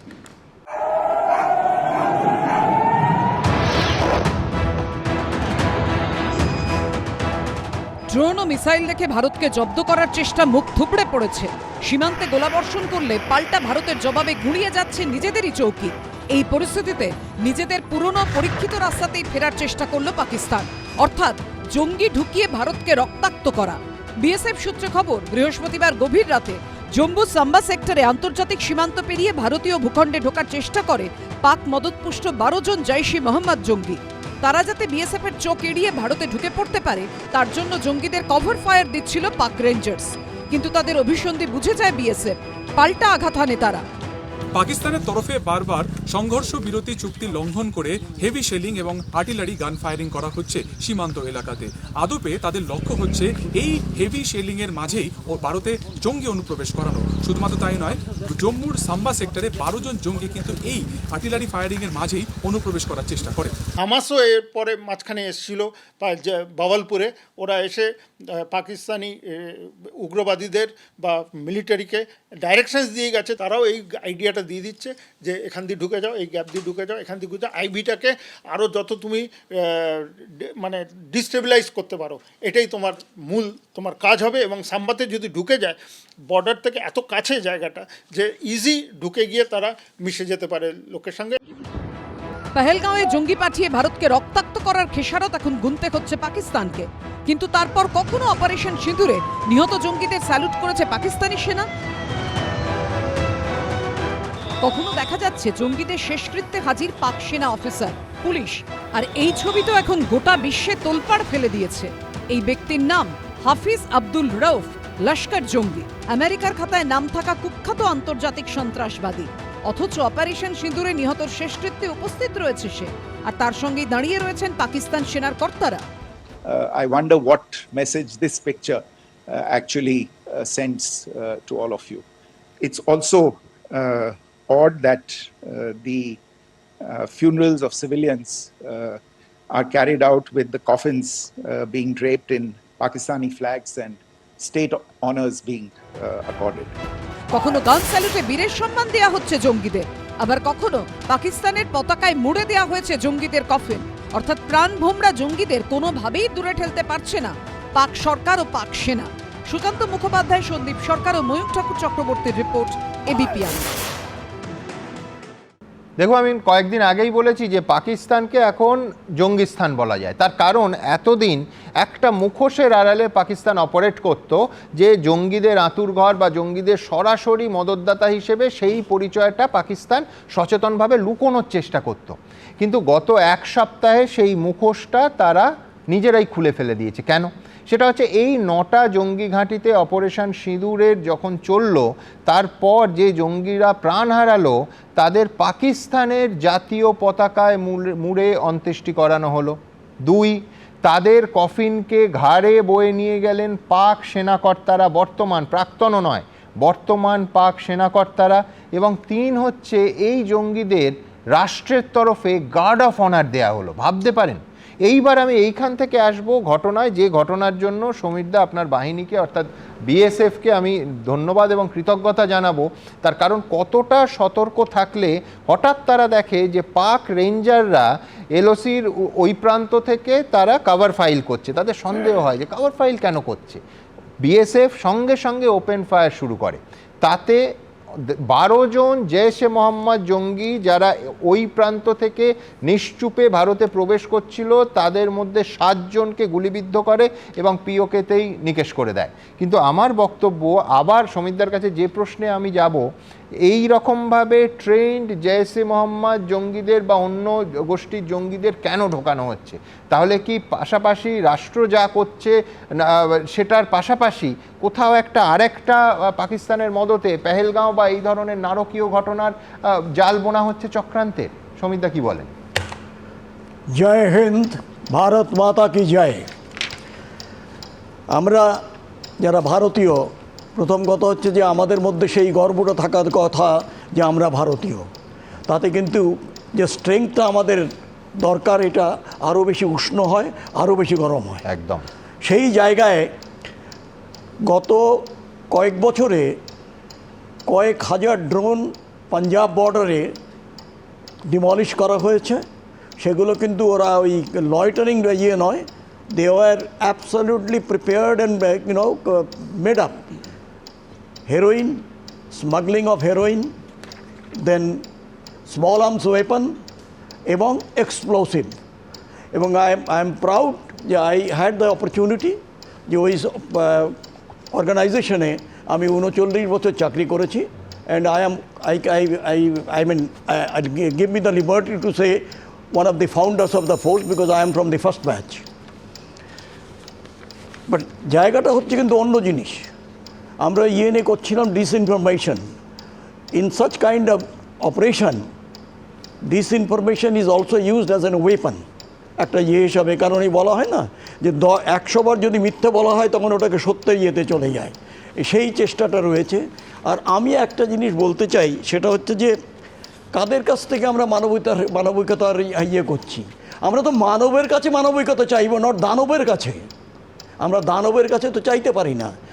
আমি বাংলাদেশ ওয়ারে যেভাবে দেখেছি এদের অত্যাচার, নারীদের, মানুষের উপরে, বৃদ্ধ, ইন্টেলেকচুয়াল এক করে শেষ করে দিয়েছে, তাদের কাছ থেকে আমরা ইয়ে করব। We are A mature democracy, এবং আমরা এই ম্যাচিওর ডেমোক্রেসি আমরা কিন্তু সেইটাকে আমরা গৌরবের সঙ্গে বলি যে আমরা we are mature democracy. And democracy খালি এই নয় যে আমরা রাস্তা বন্ধ করবো, ইয়ে করবো, that is not a part of democracy. Democracy হচ্ছে where government and the people go together, এবং সেটা দেশের জন্যে, অন্য কারোর জন্যে নয়। আজকে যেটা করেছে যে বিএসএফের ছেলেরা, কারণ they were alert and there is no substitute of being alert on the hot border. কারণ এই যে জায়গাটা, এটা কিন্তু অত্যন্ত, আমরা যদি পাঠানকোট থেকে এগোতে থাকি, পাঠানকোট যখন আমরা ঢুকলাম আরএসপুরের দিকে, জম্মুর দিকে, আল্লাহ মাইদি কোঠি, সুচেতগড়, তারপরে হচ্ছে আরএসপুরা, যেখানে অক্ট্রয় পোস্ট, যেখানে ইউএন রিপ্রেজেন্টেটিভরা যারা যাতায়াত করে, তারপরে চলে গেলাম বাঁদিকে আর্নিয়া, এবং তারপরে সাম্বা। এই যে বেল্টটা, এই বেল্টটা কিন্তু চিরকালই বদমাইশদের ছিল। এখন কারণ এই আমি হয়েছে যেটা, সেই জায়গাটায় আমি সমীরদার কাছে আবার আসবো, যেহেতু সমীরদা সাম্বা বললেন, এই সাম্বা সেক্টরে কিন্তু এই মুহূর্তে বড় সড়ো বিস্ফোরণের আওয়াজ পাওয়া গেছে। আমি বলছি এই সাম্বা সেক্টরে বড় সড়ো বিস্ফোরণের আওয়াজ, বারামুল্লা সম্পূর্ণ ব্ল্যাকআউট এবং মুহুর্মুহু সাইরেনের শব্দ। ঠিক এই পরিস্থিতি, আবার বলছি, গতকাল এই সময় একটার পর একটা ক্ষেত্রে অত্যন্ত ভারী বোমাবর্ষণ শুরু হয়েছিল এবং এখনও বোধহয় সেই দিকেই যাচ্ছে। সমীরদা, হ্যাঁ, আমার কথা হচ্ছে যে এই জায়গাটায় কিন্তু আমাদের একটু সতর্ক থাকতে হবে। যে আমরা যেমন বিএসএফের ছেলেরা এই যে 7 জনকে ইয়ে করলো, it is our duty. I have not done anything extra. It is our duty to prevent any kind of না নিশ্চয়ই, কিন্তু আমি বলছি সতর্ক ছিলেন বলে এই যে একদল কভার ফায়ার কেন করছে এই সংশয়টা হয়েছিল বলে বিএসএফ গুলি চালাতে পেরেছে এত দ্রুত। হ্যাঁ, অ্যাবসলিউটলি। তো এই 12 জন জঙ্গি তো এখন মানে ভারতবর্ষের এই প্রান্তে চলে আসতো এবং মিশে যেত জনসমুদ্রে। It's a very big number as a terrorist, it's a very big number যে 12 জনের। এই জায়গাটা কি হয় জানো, এখন পুঞ্চ যেটা বলছো তুমি, পুঞ্চ কিন্তু ওই সেক্টরেই পড়ছে। Poonch has got certain disadvantages, যার ডেসপাইট দ্যাট সেখানে কি করা হচ্ছে। What is the disadvantage? পুঞ্চের সামনে যে হাইটগুলো, those are occupied by the Pakistanis, যার ফলে কী হচ্ছে যে height always gives you additional advantage in this warfare. সেই জায়গাটায় কিন্তু এটা হচ্ছে। আর দ্বিতীয়ত যেটা সবচেয়ে বড় কথা, যে আমাদের কিছুটা ডিসেপশন দরকার যাতে to maintain the element of surprise while going into operation, যাতে এইটা না ধরে নিতে পারে। বিকজ আই কমপ্লিমেন্ট দ্য মাননীয় প্রধানমন্ত্রী, যে যিনি 7 তারিখে আমাদের বলেছিলেন যে মক ড্রিল হবে, অবদল সিং একদিন আগে করে দিলেন যে everybody was caught unguarded, and that is really finest time in বলবো যে অপারেশন এটা করার জন্যে। But point remains that we must not succumb to the desire or to any pressure. We must prove our worth. We are there to protect my motherland. একদম, we are there to fight back. আমি ঠিক এই জায়গা থেকে ধন্যবাদ সমিতদা। আমি একটার পর একটা খবর আপনাদের সামনে রাখবো। জম্মুর উধামপুরে এই মুহূর্তে বড় বিস্ফোরণের শব্দ। পাকিস্তানি ড্রোন নিষ্ক্রিয় করে দেওয়া হলো। ড্রোন হামলা নিশ্চিতভাবে হয়েছিল সাম্বা সেক্টরে, যেটা বলছিলাম বিস্ফোরণের শব্দ। ভারতের তরফে পাকিস্তানের ড্রোন নিষ্ক্রিয় করে দেওয়া হলো আকাশেই। নিয়ন্ত্রণ রেখা বরাবর একাধিক গোলাগুলির আওয়াজ পাওয়া যাচ্ছে। আমি এইখান থেকে সরাসরি আমার সহকর্মী সুকান্ত মুখোপাধ্যায়ের কাছে চলে যাব কুপওয়ারাতে। আমি বলছি ঠিক কি খবর আছে তোমার কাছে এবং তোমার চতুর্দিকে কুপওয়ারাতে ঠিক কীরকম সিচুয়েশন এই মুহূর্তে সুকান্ত? দেখো সুমনদা, এই মুহূর্তে কুপওয়ারাতে পুরোপুরি ব্ল্যাক আউট রয়েছে এবং উড়ি সেক্টরের বিভিন্ন জায়গাতে কিন্তু ব্ল্যাক আউট করে দেওয়া হয়েছে। শুধুমাত্র তাই নয়, যে মুহূর্তে সূর্যের আলো পড়ে যায় বা চলে যায় ঠিক তখন থেকে কিন্তু দেখা যাচ্ছে যে সীমান্তের ওপার থেকে কিন্তু ভারতীয় সেনাবাহিনী ছাউনি লক্ষ্য করে এবং নিরীহ গ্রামবাসীদের বাড়ি লক্ষ্য করে কিন্তু শেলিং করা হচ্ছে এবং গুলি করা হচ্ছে। আমরা সকাল থেকে কুপওয়ারার একাধিক গ্রামে কিন্তু ঘুরেছি, সেখানে দেখা গেছে কোথাও 3 তলা বাড়ি, কেউ ইএমআই নিয়ে বাড়ি করেছে, কিংবা কোথাও কোনো গাড়ি দাঁড় করিয়েছিল তার ওপরে শেলিং করা হয়েছে, তার স্প্লিন্টার ছুটে গেছে, ছিটকে গিয়ে কোনো বাড়ির জানলার কাঁচ ভেঙে ফেলেছে। শুধুমাত্র তাই নয়, উড়িতেও একই রকম অবস্থা কিন্তু আমরা দেখেছি। কিছুক্ষণ আগে আমরা একটি গ্রামে ছিলাম কুপওয়ারার, সেখানে কিন্তু পরিষ্কার আমরা দেখলাম যে রান্নাঘরের ভেতরে শেল পড়েছে এবং সেই সময় কিন্তু শেলিংয়ের ফলে কিন্তু সেখানে একজন ছিলেন, তিনি আহত হন, একেবারে সৌভাগ্যক্রমে তিনি বেঁচে যান। সেই গ্রামে কিন্তু ফের শেলিং করা হয়েছে। সেই গ্রাম থেকে এলওসি ডিস্টেন্স হচ্ছে মাত্র 30 কিলোমিটার এবং সেই গ্রাম থেকে পরিষ্কার বলা হচ্ছে যে এই প্রথম তাদের গ্রামে কিন্তু কোনো রকম শেলিং হলো। তার কারণ এই গ্রাম এর আগে কখনো টার্গেট হয়নি, ফলত প্রথমবার টার্গেট হচ্ছে। এ থেকে একটা বিষয় স্পষ্ট যে এলওসি লাগোয়া যে সমস্ত গ্রাম রয়েছে এবং যেখানে বিশেষ করে সাধারণ নাগরিকরা রয়েছে এবং সেনা ছাউনি সেই গ্রামের মধ্যে রয়েছে, সেগুলোকে বেস করে কিন্তু কার্যত এই শেলিং করা হয়েছে। উড়িতে একজন মহিলার মৃত্যু হয়েছে। আমি সুকান্ত তোমাকেই বলবো, তুমি চেক করে নিও যে এই মুহূর্তে জম্মু কাশ্মীরের মুখ্যমন্ত্রী ওমর আবদুল্লাহ তিনি যে এক্স করলেন, সোশ্যাল মিডিয়ায় লিখছেন যে তিনি যেখানে আছেন চতুর্দিকে গুলির আওয়াজ পাচ্ছেন। সাধারণ মানুষকে তিনি অনুরোধ করছেন যে যার ঘরে ঢুকে যেতে। আই রিপিট, জম্মু কাশ্মীরের মুখ্যমন্ত্রী ওমর আবদুল্লাহ বলছেন তিনি যেখানে আছেন চতুর্দিকে তিনি বিস্ফোরণের আওয়াজ পাচ্ছেন, গোলাগুলির আওয়াজ পাচ্ছেন। মুখ্যমন্ত্রী সাধারণ মানুষকে বলছেন বাড়িতে ঢুকে যেতে। এই পরিস্থিতি জম্মু কাশ্মীরের। Sukanta, please carry on. একেবারে সুমন্ত, তুমি শুনতেই পেলে বা দেখতেই পেলে যে এই মুহূর্তে ওমর আবদুল্লাহ তরফে এটা একেবারে এক্স হ্যান্ডেলে সেটাকে পোস্ট করা হয়েছে এবং সেখান থেকে অনুমেয় যে তিনি যেখানে থাকেন তার আশপাশে পর্যন্ত সেলিং হচ্ছে। অর্থাৎ নিরাপত্তা কোথায় রয়েছে, যে যেখানে মুখ্যমন্ত্রী রয়েছেন তার আশপাশেও কিন্তু একই রকমভাবে সেলিং হচ্ছে। এবং কাশ্মীরের বারামুল্লা সেক্টর যেখানে একাধিক এলওসি রয়েছে, যেখানে উড়ি পড়ছে, সোপোরো, সোপিয়ান, অন্যদিকে তোমার এই কুপওয়ারা, প্রত্যেকটা জায়গাতে কিন্তু যেই মুহূর্তে একেবারে অন্ধকার নেমে এসেছে, ভারতীয় সেনা ছাউনি লক্ষ্য করে এই গুলি করা হয়েছে। এবং আমরা যে সমস্ত গ্রামে আজকে ঘুরেছি তাতে কিন্তু একটা স্পষ্ট যে টার্গেট আমরা দেখতে পেলাম, সেই গ্রামের থেকে ঠিক যে বাড়িতে এই শেলিংগুলো পড়েছে তার থেকে 200 কি 300 মিটার দূরেই কোথাও বিএসএফ এর ক্যাম্প, কোথাও সিআরপিএফ এর ক্যাম্প। অর্থাৎ এই সমস্ত মানে পাক সেনাদের লক্ষ্য কিন্তু মূলত প্রথম হচ্ছে এই ক্যাম্পাসগুলো এবং পরবর্তী সময় সে একেবারে বাড়িগুলো, অর্থাৎ যেখানে জনমানুষ রয়েছে ধরে ধরে সেই সমস্ত বাড়িগুলোকে কিন্তু টার্গেট করা হচ্ছে। এবং পুঞ্চে ইতিমধ্যে সাইরেন বাজছে, আরও একাধিক জায়গাতে কিন্তু গুলি এবং বিস্ফোরণের শব্দ শোনা যাচ্ছে। তুমি বুঝতেই পারছো যেখানে আমরা দাঁড়িয়ে রয়েছি এই মধ্যে কুপওয়ারা একেবারে ওয়ার জোন, পুরোপুরি ব্ল্যাক আউট করে দেওয়া হয়েছে এবং প্রত্যেকটা জায়গাতে কিন্তু এই একই রকম অসুবিধা। গ্রামবাসীদের সাথে আমরা কথা বলেছিলাম, তাদের বক্তব্য যে তাদেরকে এতদিন পর্যন্ত রাত্রেবেলাতে শুধু থাকতে বারণ করা হচ্ছিল যেগুলো একটু দূরের দিকে 40 কিলোমিটার দূরে, কিন্তু আজকে সেই সমস্ত বাড়িও কার্যত গুড়িয়ে দেওয়া হয়েছে এবং সেনার তরফে তাদেরকে স্পষ্ট নির্দেশ যে যতক্ষণ না পরিস্থিতি স্বাভাবিক হচ্ছে তারা তাদের বাড়িতে ফিরতে পারবেন না। আমরা দেখেছি চোখে জল নিয়ে তারা কিন্তু বাড়ি থেকে বেরিয়ে যাচ্ছেন, অন্য কোথাও ভাড়া হিসেবে থাকছেন, কেউ শেল্টারে যাচ্ছে।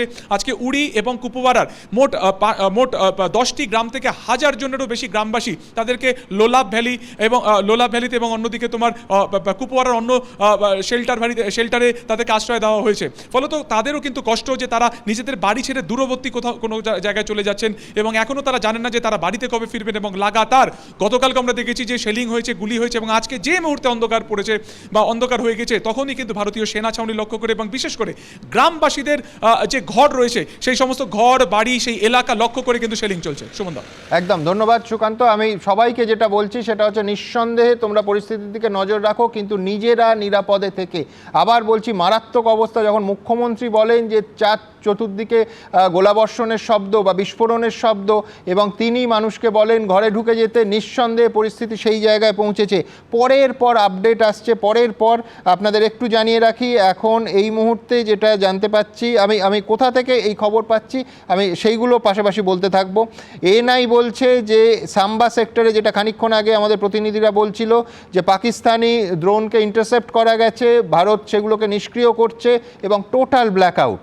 এএনআই সংবাদ সংস্থা তারা জানাচ্ছে যে জম্মু, সাম্বা, পাঠানকোট সেক্টরে পাকিস্তানি ড্রোন আজকে এই মুহূর্তে দেখা যাচ্ছে। কমপ্লিট ব্ল্যাকআউট হয়েছে পাকিস্তানের এবং ফিরোজপুরে মুহুর্মুহুর সাইরেন বাজছে। আমি বারবার সংবাদ সূত্রটাও আপনাদের সামনে রাখছি। জম্মু সেখানে ব্লাস্টের আওয়াজ পাওয়া গেছে। PTI press trust of India জানাচ্ছে কমপ্লিট ব্ল্যাকআউট করে দেওয়া হয়েছে জম্মুকে এবং মুহুর্মুহুর সাইরেন বাজছে। এখন দেখুন, কালকেও খবর দেখানোর সময় বারবার আমরা বলেছি যে অসমর্থিত সূত্রের খবর, এইভাবেই আমরা বলবো। ভারতীয় সেনা বা ভারত সরকার সেই খবর কিভাবে আপনাদের সেটা কনফার্ম করছে, নিঃসন্দেহে তখন সঙ্গে সঙ্গে বলবো যে এই খবরটা ভারত সরকার কনফার্ম করলো। সম্পূর্ণ স্বচ্ছতার সঙ্গে আপনাদের সামনে তথ্য রাখবো।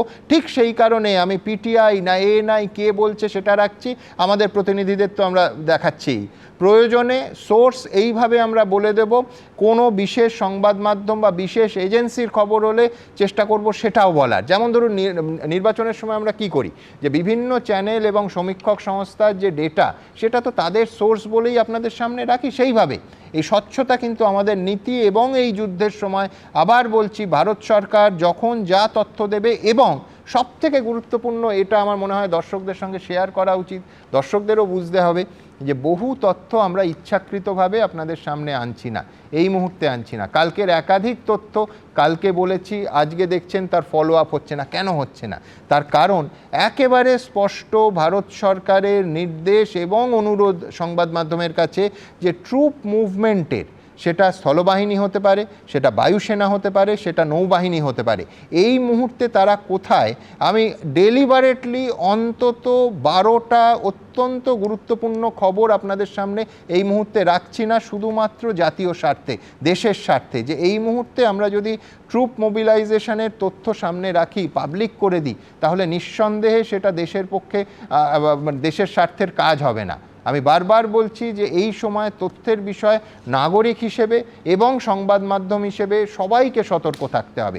তার মধ্যেও যদি কখনো কোনো ধরনের ভুলও হয়ে যায়, একেবারে আপনাদের কাছে ভুল স্বীকার করে ক্ষমা চেয়ে নিতে আমাদের কোনো দ্বিধা নেই। তার কারণ আবার বলছি, আমরা তথ্যের স্বচ্ছতায় বিশ্বাস করি। সবথেকে বড় কথা, 71 সালে আমার জন্মও হয়নি এবং আপনাদের মধ্যে অনেকেই তখন দেখেননি যে শেষ পূর্ণাঙ্গ যুদ্ধ কিরাম হয়েছে। সুতরাং আমাদের কাছেও এটা একটা সম্পূর্ণ নতুন অভিজ্ঞতা। আমি আবার বলছি যে কার্গিল ওয়ার যথেষ্ট লিমিটেড ওয়ার ব্রিগেডিয়ারদের ভাষায়, তো যার ফলে কার্গিল ওয়ার নয় 71-এর যুদ্ধের অভিজ্ঞতা নিঃসন্দেহে যাদের আছে তারা এই ক্ষেত্রে রিলেট করতে পারবেন। আমাদের কাছে, আমাদের প্রজন্মের কাছে নিঃসন্দেহে এটাও একটা নতুন অভিজ্ঞতা। আমি এইখান থেকে আমার পরের প্রতিবেদন, খানিকক্ষণ আগে সমীরদা বলছিলেন, চমৎকার বললেন, সেটা হচ্ছে কাদের কাছে আমরা মানবতা আশা করছি, কাদের কাছে আমরা মানবতা প্রত্যাশা করছি। পাকিস্তানের কাছে। ভাবুন তো, মানে ভারতবর্ষের নাগরিকদের বারবার পাকিস্তান এবং পাকিস্তানের মদতপুষ্ট জঙ্গিরা পণবন্দি করেছে। গতকাল আমি আবার ভারতের বিদেশ সচিবকে কোট করব যে এত নিচে পাকিস্তানও কোনোদিন নামেনি যে নিজের দেশের নাগরিকদের পণবন্দি করে তাদের করাচি থেকে লাহোর ট্রান্সফার করাচ্ছে, যে যদি ওই ভারতবর্ষের প্রত্যাঘাতে সেই যাত্রী বিমান ক্ষতিগ্রস্ত হয় তাহলে ভারতকে মানবতা বিরোধী হিসেবে আন্তর্জাতিক মহলে তুলে ধরা হবে। এই নিচে, এতটা নিচে পৌঁছতে পেরেছে পাকিস্তান। পরের প্রতিবেদন। ভারতের সঙ্গে জল, স্থল, আকাশে পেরে ওঠা অসম্ভব বুঝে কি এবার অন্য ছক নিচ্ছে পাকিস্তান? তাদের আরও এক কুকীর্তি এবার প্রকাশ্যে চলে এলো। একদিকে পাকিস্তান ভারতের বায়ুসীমায় ড্রোন ও মিসাইল দিয়ে হামলার চেষ্টা করছে, অন্যদিকে ভারত পাল্টা আঘাত হানার চেষ্টা করবে এটা জেনেও কৌশলে নিজেদের আকাশসীমায় অসামরিক বিমান চলাচল চালু রাখছে তারা। এটা কি তাহলে ভারতকে ফাঁদে ফেলার চেষ্টা?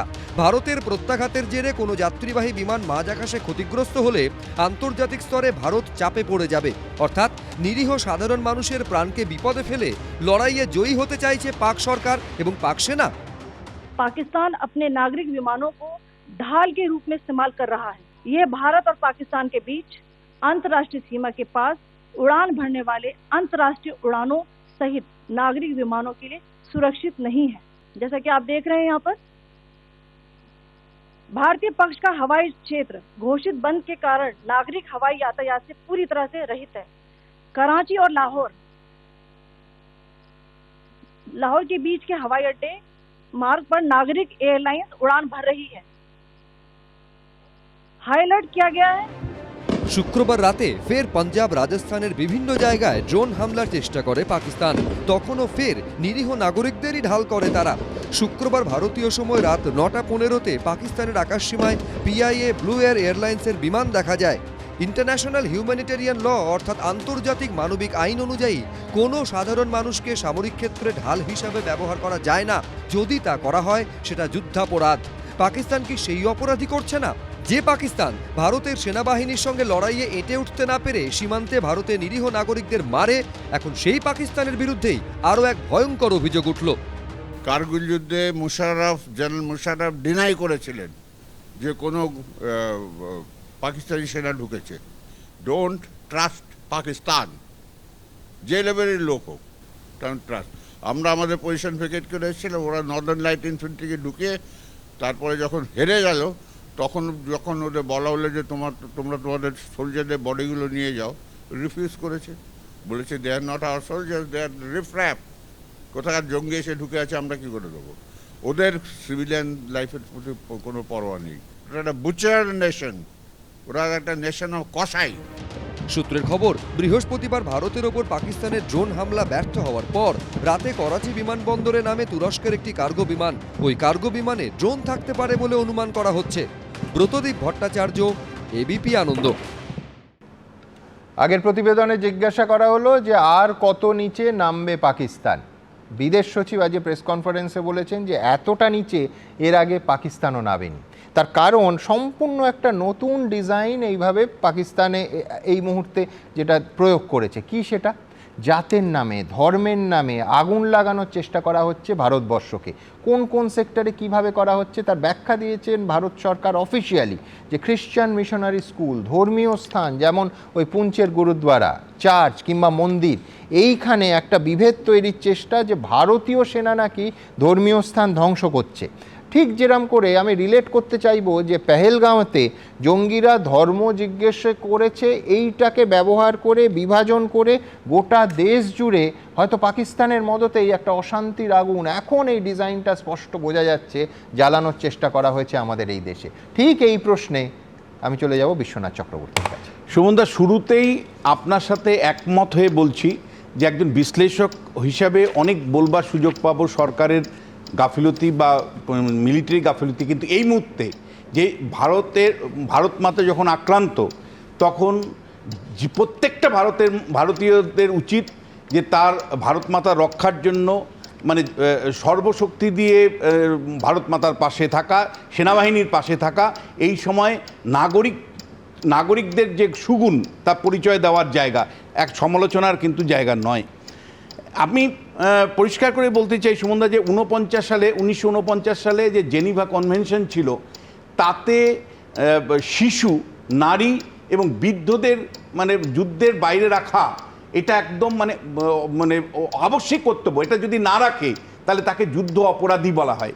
এই মুহূর্তে পাকিস্তানের যে অবস্থান, তাতে পাকিস্তানকে আমরা প্রথমত যুদ্ধ অপরাধী রাষ্ট্র বলবো, আর দ্বিতীয় যেটা সেটা হলো পরিষ্কার পাকিস্তান আর কোনো রাষ্ট্র নাকি সন্ত্রাসবাদী আকরা, মানে কারণ আমি পরিষ্কার করে আপনাকে বলতে চাই, রাষ্ট্রসংঘের যে সমস্ত সংগঠনকে নিষিদ্ধ করেছে, লস্করে তৈবা থেকে শুরু করে জৈশে মোহাম্মদ, তাদেরকে নিয়ে পাকিস্তান এই লড়াইটা লড়ছে ভারতের বিরুদ্ধে। ফলে যেই মুহূর্তে লস্করে তৈবা বা আপনার গিয়ে জৈশে মোহাম্মদ বর্ডার ক্রস করবে, সেটা পরিষ্কার বোঝা যাবে যে সেটা পাকিস্তানের সেনাবাহিনী বর্ডার ক্রস করেছে। কারণ পাকিস্তানের সেনাবাহিনী এবং জঙ্গি সংগঠন আলাদা কোনো নয়, দুটো মুখ একই বডি তার। ফলে পরিষ্কার মানে এই ধরনের জঙ্গি সংগঠনগুলো যদি বর্ডার ক্রস করে, তাহলে পাকিস্তান সরাসরি যুদ্ধ ঘোষণা করেছে, এটা ধরেই আমাদের কিন্তু প্রতি আক্রমণে যেতে হবে। শুধু আপনি ভাবতে পারেন যে মানে কতটা আনসিভিলাইজড হতে পারে একটা দেশ, মানে কতটা নৃশংস হতে পারে, যে একদম মধ্যযুগের মতন তার নিজের নাগরিকদেরকে সে পণবন্দি করছে, তার নিজের নাগরিকদেরকে অসুরক্ষিত করছে, যে মানে অসামরিক বিমান চলাচল রাখছে, যাতে করে যদি কোনো একটা মানে মিসাইল পড়ে, কোনো একটা আঘাত হানে, তাহলে আন্তর্জাতিক স্তরে নিজের নাগরিকদের বলির মাধ্যমে দেখাতে পারবে যে দেখো ভাই, ভারতবর্ষ কি করেছে আমার নাগরিকদের, এই সহানুভূতিটা আদায় করতে চাইছে। আবার একই সাথে এই শিশুগুলোকে পরিষ্কার আজকে পার্লামেন্টে দাঁড়িয়ে তার প্রতিরক্ষা মন্ত্রী বলছেন যে মাদ্রাসার শিশু মানে যারা শিশু আছে, ছাত্র আছে, তাদেরকে আমরা দরকার হয় যুদ্ধের ক্ষেত্রে নামিয়ে দিব। আপনি ভাবা যায় শিশুদেরকে বলছে যে শিশুদের জন্য এই পৃথিবী যাদের জন্য আমরা এই পৃথিবীকে সুরক্ষিত করতে চাই, সেই পৃথিবীকে অসুরক্ষিত করতে চায় এবং শিশুদেরকে অসুরক্ষিত করে যুদ্ধ নামাতে চাইছে পাকিস্তান। ফলে এই পাকিস্তান কসাই বললেও কম বলা হবে। উল্টো দিকে কি করছে, একেবারে সরাসরি আমরা কখনোই এই ঘটনার এত বড় ঘটনার পরেও আমরা শুধুমাত্র ওদের জঙ্গি সংগঠন যেখানে আছে সেই জায়গাগুলোকে আঘাত করেছি। আমরা না তাদের সিভিলিয়ান একজন মারা গেছে, না আমরা মিলিটারি এস্টাবলিশমেন্টকে আঘাত করেছি। উল্টো দিকে পাকিস্তান কনস্ট্যান্টলি আমাদের সিভিল মানে সাধারণ মানুষের জীবন হরণ করছে। মানে মানে বারবার যেটা দেখা যাচ্ছে, বিস্তীর্ণ কাশ্মীরের এলওসি ধরে ধরে তারা কিন্তু একের পর এক গুলিবর্ষণ করছে, সাধারণ প্রাণ যাচ্ছে এবং আমাদেরকে পরীক্ষা নিচ্ছে যে আমরা হিন্দু, মুসলিম, খ্রিস্টান সবাই মিলে যে ভারতবর্ষের মোজাইক, সেই বহুত্ববাদী মোজাইককে চ্যালেঞ্জ করছে পাকিস্তান। এটা কিন্তু আমি বলছি এটা পাকিস্তান কখনোই মানে পারবে না, কারণ আন্তর্জাতিক মহল জানে ভারতবর্ষ একটা সেকুলার স্টেট, জাতি ধর্ম নির্বিশেষে আমরা বাস করি। এবং আমি একই সাথে বলবো প্রত্যেকটা নাগরিকের একটা কর্তব্য আছে। কি কর্তব্য? যে আমরা সোশ্যাল মিডিয়া ব্যবহার করি। ভারত সরকারের অন্ততপক্ষে যে কমিউনিকেশনগুলো আসছে, বিদেশ দপ্তর থেকে যে প্রেস কনফারেন্সগুলো হচ্ছে, সেগুলো প্রত্যেকেই আমাদের সোশ্যাল মিডিয়াতে তোলা দরকার। এই কারণেই তোলা দরকার, টুইটার হোক, ইনস্টাগ্রাম হোক, ফেসবুক হোক, তার কারণ আমাদের সবার সাথে আন্তর্জাতিক স্তরে যোগাযোগ আছে, যাতে বিশ্বের মানুষ জানতে পারে যে হোয়াট ইজ গোয়িং অন, ভারতবর্ষে কি মানে পাকিস্তান কি করছে সেটা তুলে ধরার উচিত। এবং আন্তর্জাতিক স্তরে আমি মনে করি যে একমাত্র রাষ্ট্র তুরস্ক যারা অন্যায়ভাবে পাকিস্তানের পাশে দাঁড়িয়েছে। তুরস্কের সবচেয়ে নিকটতম রাষ্ট্রকে আমেরিকাকে কিন্তু আমাদের মনে হয় এই সময় বোঝানোর দরকার আছে। এবং একই সাথে ইউরোপিয়ান ইউনিয়ন হলো আরেকটা তুরস্কের ভরসাস্থল। ইউরোপিয়ান ইউনিয়নকেও যারা মাথা, ব্রিটেন, ফ্রান্স, জার্মানি, তাদেরকে বোঝানো উচিত যে মানে কিপ কন্ট্রোল তুরস্ক, কারণ তুরস্ক যেভাবে সন্ত্রাসবাদী রাষ্ট্র হিসেবে পাকিস্তানকে মদত দিচ্ছে, সেটা আমি মনে করি মানবতা বিরোধী। ফলে পরিষ্কার তুরস্ককে নিরস্ত করা আমাদের ডিপ্লোমেসির আরেকটা কাজ, যেটা আমরা আমেরিকাকে এবং ইউরোপিয়ান ইউনিয়নকে ব্যবহার করে করতে পারি। ধন্যবাদ বিশ্বনাথ দা। আমি এইখান থেকে বলবো যে একদিকে মানবতা বিরোধী যুদ্ধ চালানো, অন্যদিকে প্রচার যুদ্ধ চালানো, এটাও কিন্তু সমান্তরালভাবে পাকিস্তান চালিয়ে যাচ্ছে। সেই জন্য সত্যি আর মিথ্যের বিভেদ রেখাটা খুব স্পষ্ট করে টানার জন্য বিভিন্ন জায়গায়, আমি আবার বলবো, আমার সহকর্মীদের পাঠিয়েছি। কুপওয়ারাতে সুকান্ত মুখোপাধ্যায়, সন্দীপ সরকার জম্মুতে, পার্থপ্রতিম এই মুহূর্তে পার্থপ্রতিম ঘোষ আছে অমৃতসরে, আবির দত্ত রয়েছেন গুজরাটের কচ্ছে, এবং ময়ূর ঠাকুর চক্রবর্তী জয়সালমীরে। আমি ময়ূরের কাছে যাব, কিন্তু তার আগে আজকে আমাদের এই সহকর্মীরা এরা ঠিক কী ছবি তুলে এলো দ্রুত এক ঝলকে দেখব। ওপারি line of control black out করে দেওয়া হয়েছে। আবারও চেষ্টা করতে পারে পাকিস্তান, এখনো পর্যন্ত ভীষণ সেনসিটিভ। সমস্ত আলো নেভানোর কথা বলা হয়েছে। এই ছবি খুব একটা পরিচিত নয়। পাকিস্তানের তরফ থেকে গুলি বর্ষণ করা হচ্ছে। ভারতের প্রবল পরাক্রমের সাক্ষী বুধ ও বৃহস্পতিবারের রাতের আকাশ। পাকিস্তান প্রায় 400 ড্রোন ছুড়লেও একটিকেও মাটি ছুঁতে না দিয়ে ধ্বংস করে দিয়েছে ভারতের প্রবল শক্তিশালী এয়ার ডিফেন্স সিস্টেম। তারপর থেকে পাক সীমান্তবর্তী জায়গাগুলোতে চূড়ান্ত সতর্কতা। আর এই টানটান উত্তেজনার মধ্যে 4 রাজ্যে পাক সীমান্তের কাছে পৌঁছে গেছেন এবিপি আনন্দর প্রতিনিধিরা। সেখান থেকে দর্শকদের কাছে পৌঁছে দিচ্ছেন সীমান্তের প্রতি মুহূর্তের আপডেট। 1000 জন ভিলেজার্স, গ্রামবাসী, তাদেরকে সরানো হয়েছে এবং গতকালকে কাশ্মীরের একেবারে শ্রীনগর, অন্যদিকে জম্মু, প্রত্যেকটা জায়গাতে কিন্তু ব্ল্যাক আউট করে দেওয়া হয়েছিল। বিশেষ করে কুপওয়ারা, যেখানে আমরা এই মুহূর্তে দাঁড়িয়ে রয়েছি, এটা কিন্তু একেবারে ব্যাটেলফিল্ড। আকাশে ভারতের সঙ্গে পেরে না উঠে জম্মুতে নিয়ন্ত্রণ রেখায় লাগাতার গোলাবর্ষণ করছে পাকিস্তান। একটি ড্রোন বা একটি মিসাইল ভারতের মাটি ছোঁয়ার আগেই এয়ার ডিফেন্স সিস্টেম সেগুলিকে সম্পূর্ণভাবে নিশ্চিহ্ন করে দিয়েছে। কিন্তু এই রাতভর আক্রমণের প্রভাব পড়েছে জম্মু থেকে শ্রীনগরগামী যে ন্যাশনাল হাইওয়ে তার ওপরে। ন্যাশনাল হাইওয়েতে বিভিন্ন জায়গায় জায়গায় আমরা দেখছি যে পণ্যবাহী ট্রাক থেকে শুরু করে তেলের ট্যাঙ্কার সমস্ত কিছু রাস্তার ধারে সারিবদ্ধভাবে দাঁড় করিয়ে দেওয়া হয়েছে। বুধ ও বৃহস্পতিবার রাতে ভারত যেভাবে পাকিস্তানের ড্রোন হামলা প্রতিহত করেছে তার সঙ্গে আয়রন ডোমের মিল পাচ্ছেন অনেকে। পাক সীমান্ত ঘেঁষা রাজস্থানের জয়সলমীরের আকাশেও দেখা গিয়েছিল সেই লড়াই। জয়সলমীরের আকাশ কালকে অন্যরকম হয়ে গেছিল। স্থানীয়রা বলছেন যে তারা প্রথমে ভেবেছেন যে আতশবাজি ফাটছে, পরে তারা অ্যান্টিসিপেট করলেন যে আতশবাজি নয়, ওগুলো পাকিস্তানের তরফ থেকে মর্টার এবং সঙ্গে ড্রোন চার্জ করছেন। পাকিস্তানের ড্রোন হামলার পর থেকে পাঞ্জাবে চূড়ান্ত সতর্কতা, নাগরিকদের বাড়িতেই থাকতে বলা হয়েছে। अपने घरों के अंदर चले जाएं, कोई रोड और पार्क पे न मिले।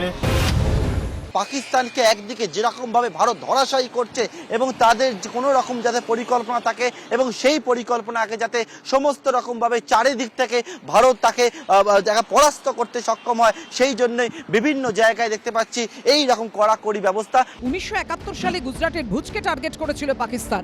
এবারও সেই ভুজ লক্ষ্য করে উড়ে এসেছিল পাকিস্তানের ড্রোন। ভারত পাকিস্তান সীমান্তের কয়েক কিলোমিটার দূরেই আমরা দাঁড়িয়ে রয়েছি। গতকাল দেখা গেছে যে একবার ড্রোনের হামলা বা চেষ্টা এবং তার সঙ্গে সঙ্গে ব্ল্যাকআউট করে দিয়ে ভারতীয় সেনাবাহিনী পাকিস্তানের যে হামলা করার জন্য এই ভুজকে বা কচ্ছের রানকে টার্গেট করেছিল তা তারা ভেস্তে দিয়েছেন। আবারও চেষ্টা করতে পারে পাকিস্তান, তার কারণ ইতিহাসে দেখা গিয়েছে যে 1965 সাল, 1971 সাল বারবার করে টার্গেট হয়েছে গুজরাটের এই জায়গা। শুক্রবারও ভারতের বিভিন্ন জায়গায় হামলার চেষ্টা করেছে পাকিস্তান, তা প্রতিহত করে কড়া জবাব দিচ্ছে ভারত। এবিপি আনন্দ। এই মুহূর্তে সবথেকে বড় খবর, পাঠানকোটে পাকিস্তানি মিসাইল ধ্বংস করল ভারত। আবার বলছি, পাকিস্তানি ড্রোন নয়, কিন্তু মিসাইল ধ্বংস করল ভারত। এবং আরেকটা খবর পাওয়া যাচ্ছে যে 28টা এয়ারপোর্টে 10ই মে অবধি সাধারণ যাত্রী চলাচলে। আবার বলছিলাম যে পাকিস্তান যেরকম নিজের দেশের যাত্রীদের একেবারে প্রায় যুদ্ধবন্দী বানিয়ে প্রবল গোলাবর্ষণের মধ্যে আকাশসীমায়, ভারতের আকাশসীমার আশেপাশে চলাফেরা করছে, ঠিক উল্টোটা করেছে ভারত সরকার। 10 তারিখ অবধি সাধারণ যাত্রীবাহী বিমানের নিয়ন্ত্রণে ছিল, সেই নিয়ন্ত্রণের সময়সীমাটা 10ই মে থেকে বাড়িয়ে এই মুহূর্তে সেই নোটিফিকেশান জারি হয়েছে 15ই মে অবধি করা হয়েছে। ঠিক এইখানে আমি সরাসরি ময়ূক ঠাকুর চক্রবর্তীর কাছে চলে যাব। ময়ূক, জয়সলমীরে আছো, মানে আমি বলছি যে সোনার কেল্লার শহরে এই মুহূর্তে সোনার কেল্লা শহর সম্পূর্ণ নিষ্প্রদীপ, একেবারে ঘুটঘুটে অন্ধকার, অর্থাৎ কমপ্লিট ব্ল্যাকআউট। এই মুহূর্তে কি সিচুয়েশন, সারাদিন কি দেখলে ময়ূক? সুমনদা, প্রথমেই জানাই যে সোনার কেল্লার একদম পাশেই আমরা রয়েছি, একটা বাড়ির ওপরে, এবং এতটাই অন্ধকার, এতটাই ব্ল্যাকআউট, যেখানে ভিজিবিলিটি খুবই কম, কিন্তু এখানে স্থানীয় প্রশাসনের তরফ থেকে পরিষ্কার নির্দেশ রয়েছে কোনোভাবে কোনো আলো জ্বালানো যাবে না, মোবাইলের টর্চও জ্বালানো যাবে না। আমাদের ক্যামেরা পার্সন অতনু কুণ্ডু, আমি এতটাই অন্ধকার যে কিছু দেখা যাচ্ছে না, একটা দূরে দেখো একটা জায়গায় সাদা আলো দেখতে পাবে, ওটা একটা রেস্ট্রিক্টেড জোন, ঠিক সেই কারণেই ওখানে আলো জ্বলছে সুমনদা। এবার সোনার কেল্লাটাকে দেখো, এটা সিলিউট ভিউ দেখতে হবে, কারণ এর লাইট একদমই নেই, সোনার কেল্লা সম্পূর্ণ অন্ধকারে এবং চাঁদের আলোতে ওইটুকুই কিন্তু ভিজিবিলিটি এই মুহূর্তে রয়েছে। জয়সলমীর শহরে সুমনদা গতকাল রাতে একের পর এক ড্রোনের হামলা হয়েছে এবং এই একের পর এক ড্রোনের হামলা হওয়ার কারণে আজকে গতকাল রাত 9টা থেকে এখানে দোকানপাট বন্ধ ছিল, কিন্তু আজকে সুমনদা সেটা বিকেল 5টা থেকে দোকানপাট বন্ধ হয়ে গেছে। আমরা যখন এয়ারপোর্ট থেকে জয়সলমীরের দিকে আসছি, আমাদের কাছে হোটেল কর্তৃপক্ষ দফায় দফায় ফোন করেছে কোনোভাবে আপনারা 5:30টার বেশি লেট করবেন না, কিন্তু এই ডিস্টেন্সটা অনেক, প্রায় 9-9.5 ঘন্টা লাগে জয়পুর থেকে জয়সলমীর আসতে। ফলত আমরা যখন এসে পৌঁছলাম তখন আমাদের বিভিন্ন ইন্টারসেপশন পয়েন্টে কার্যত পুলিশ আধিকারিকরা আমাদেরকে আটকে দিয়েছিলেন। পরবর্তী ক্ষেত্রে আমরা নিজেদের সচিত্র পরিচয়পত্র দেখিয়ে এবং হোটেলের বোর্ডিং যে ফর্ম সেটা দেখানোর পর আমরা কিন্তু এখান থেকে ছাড়া পেয়ে যাওয়ার সুযোগ পেয়েছি।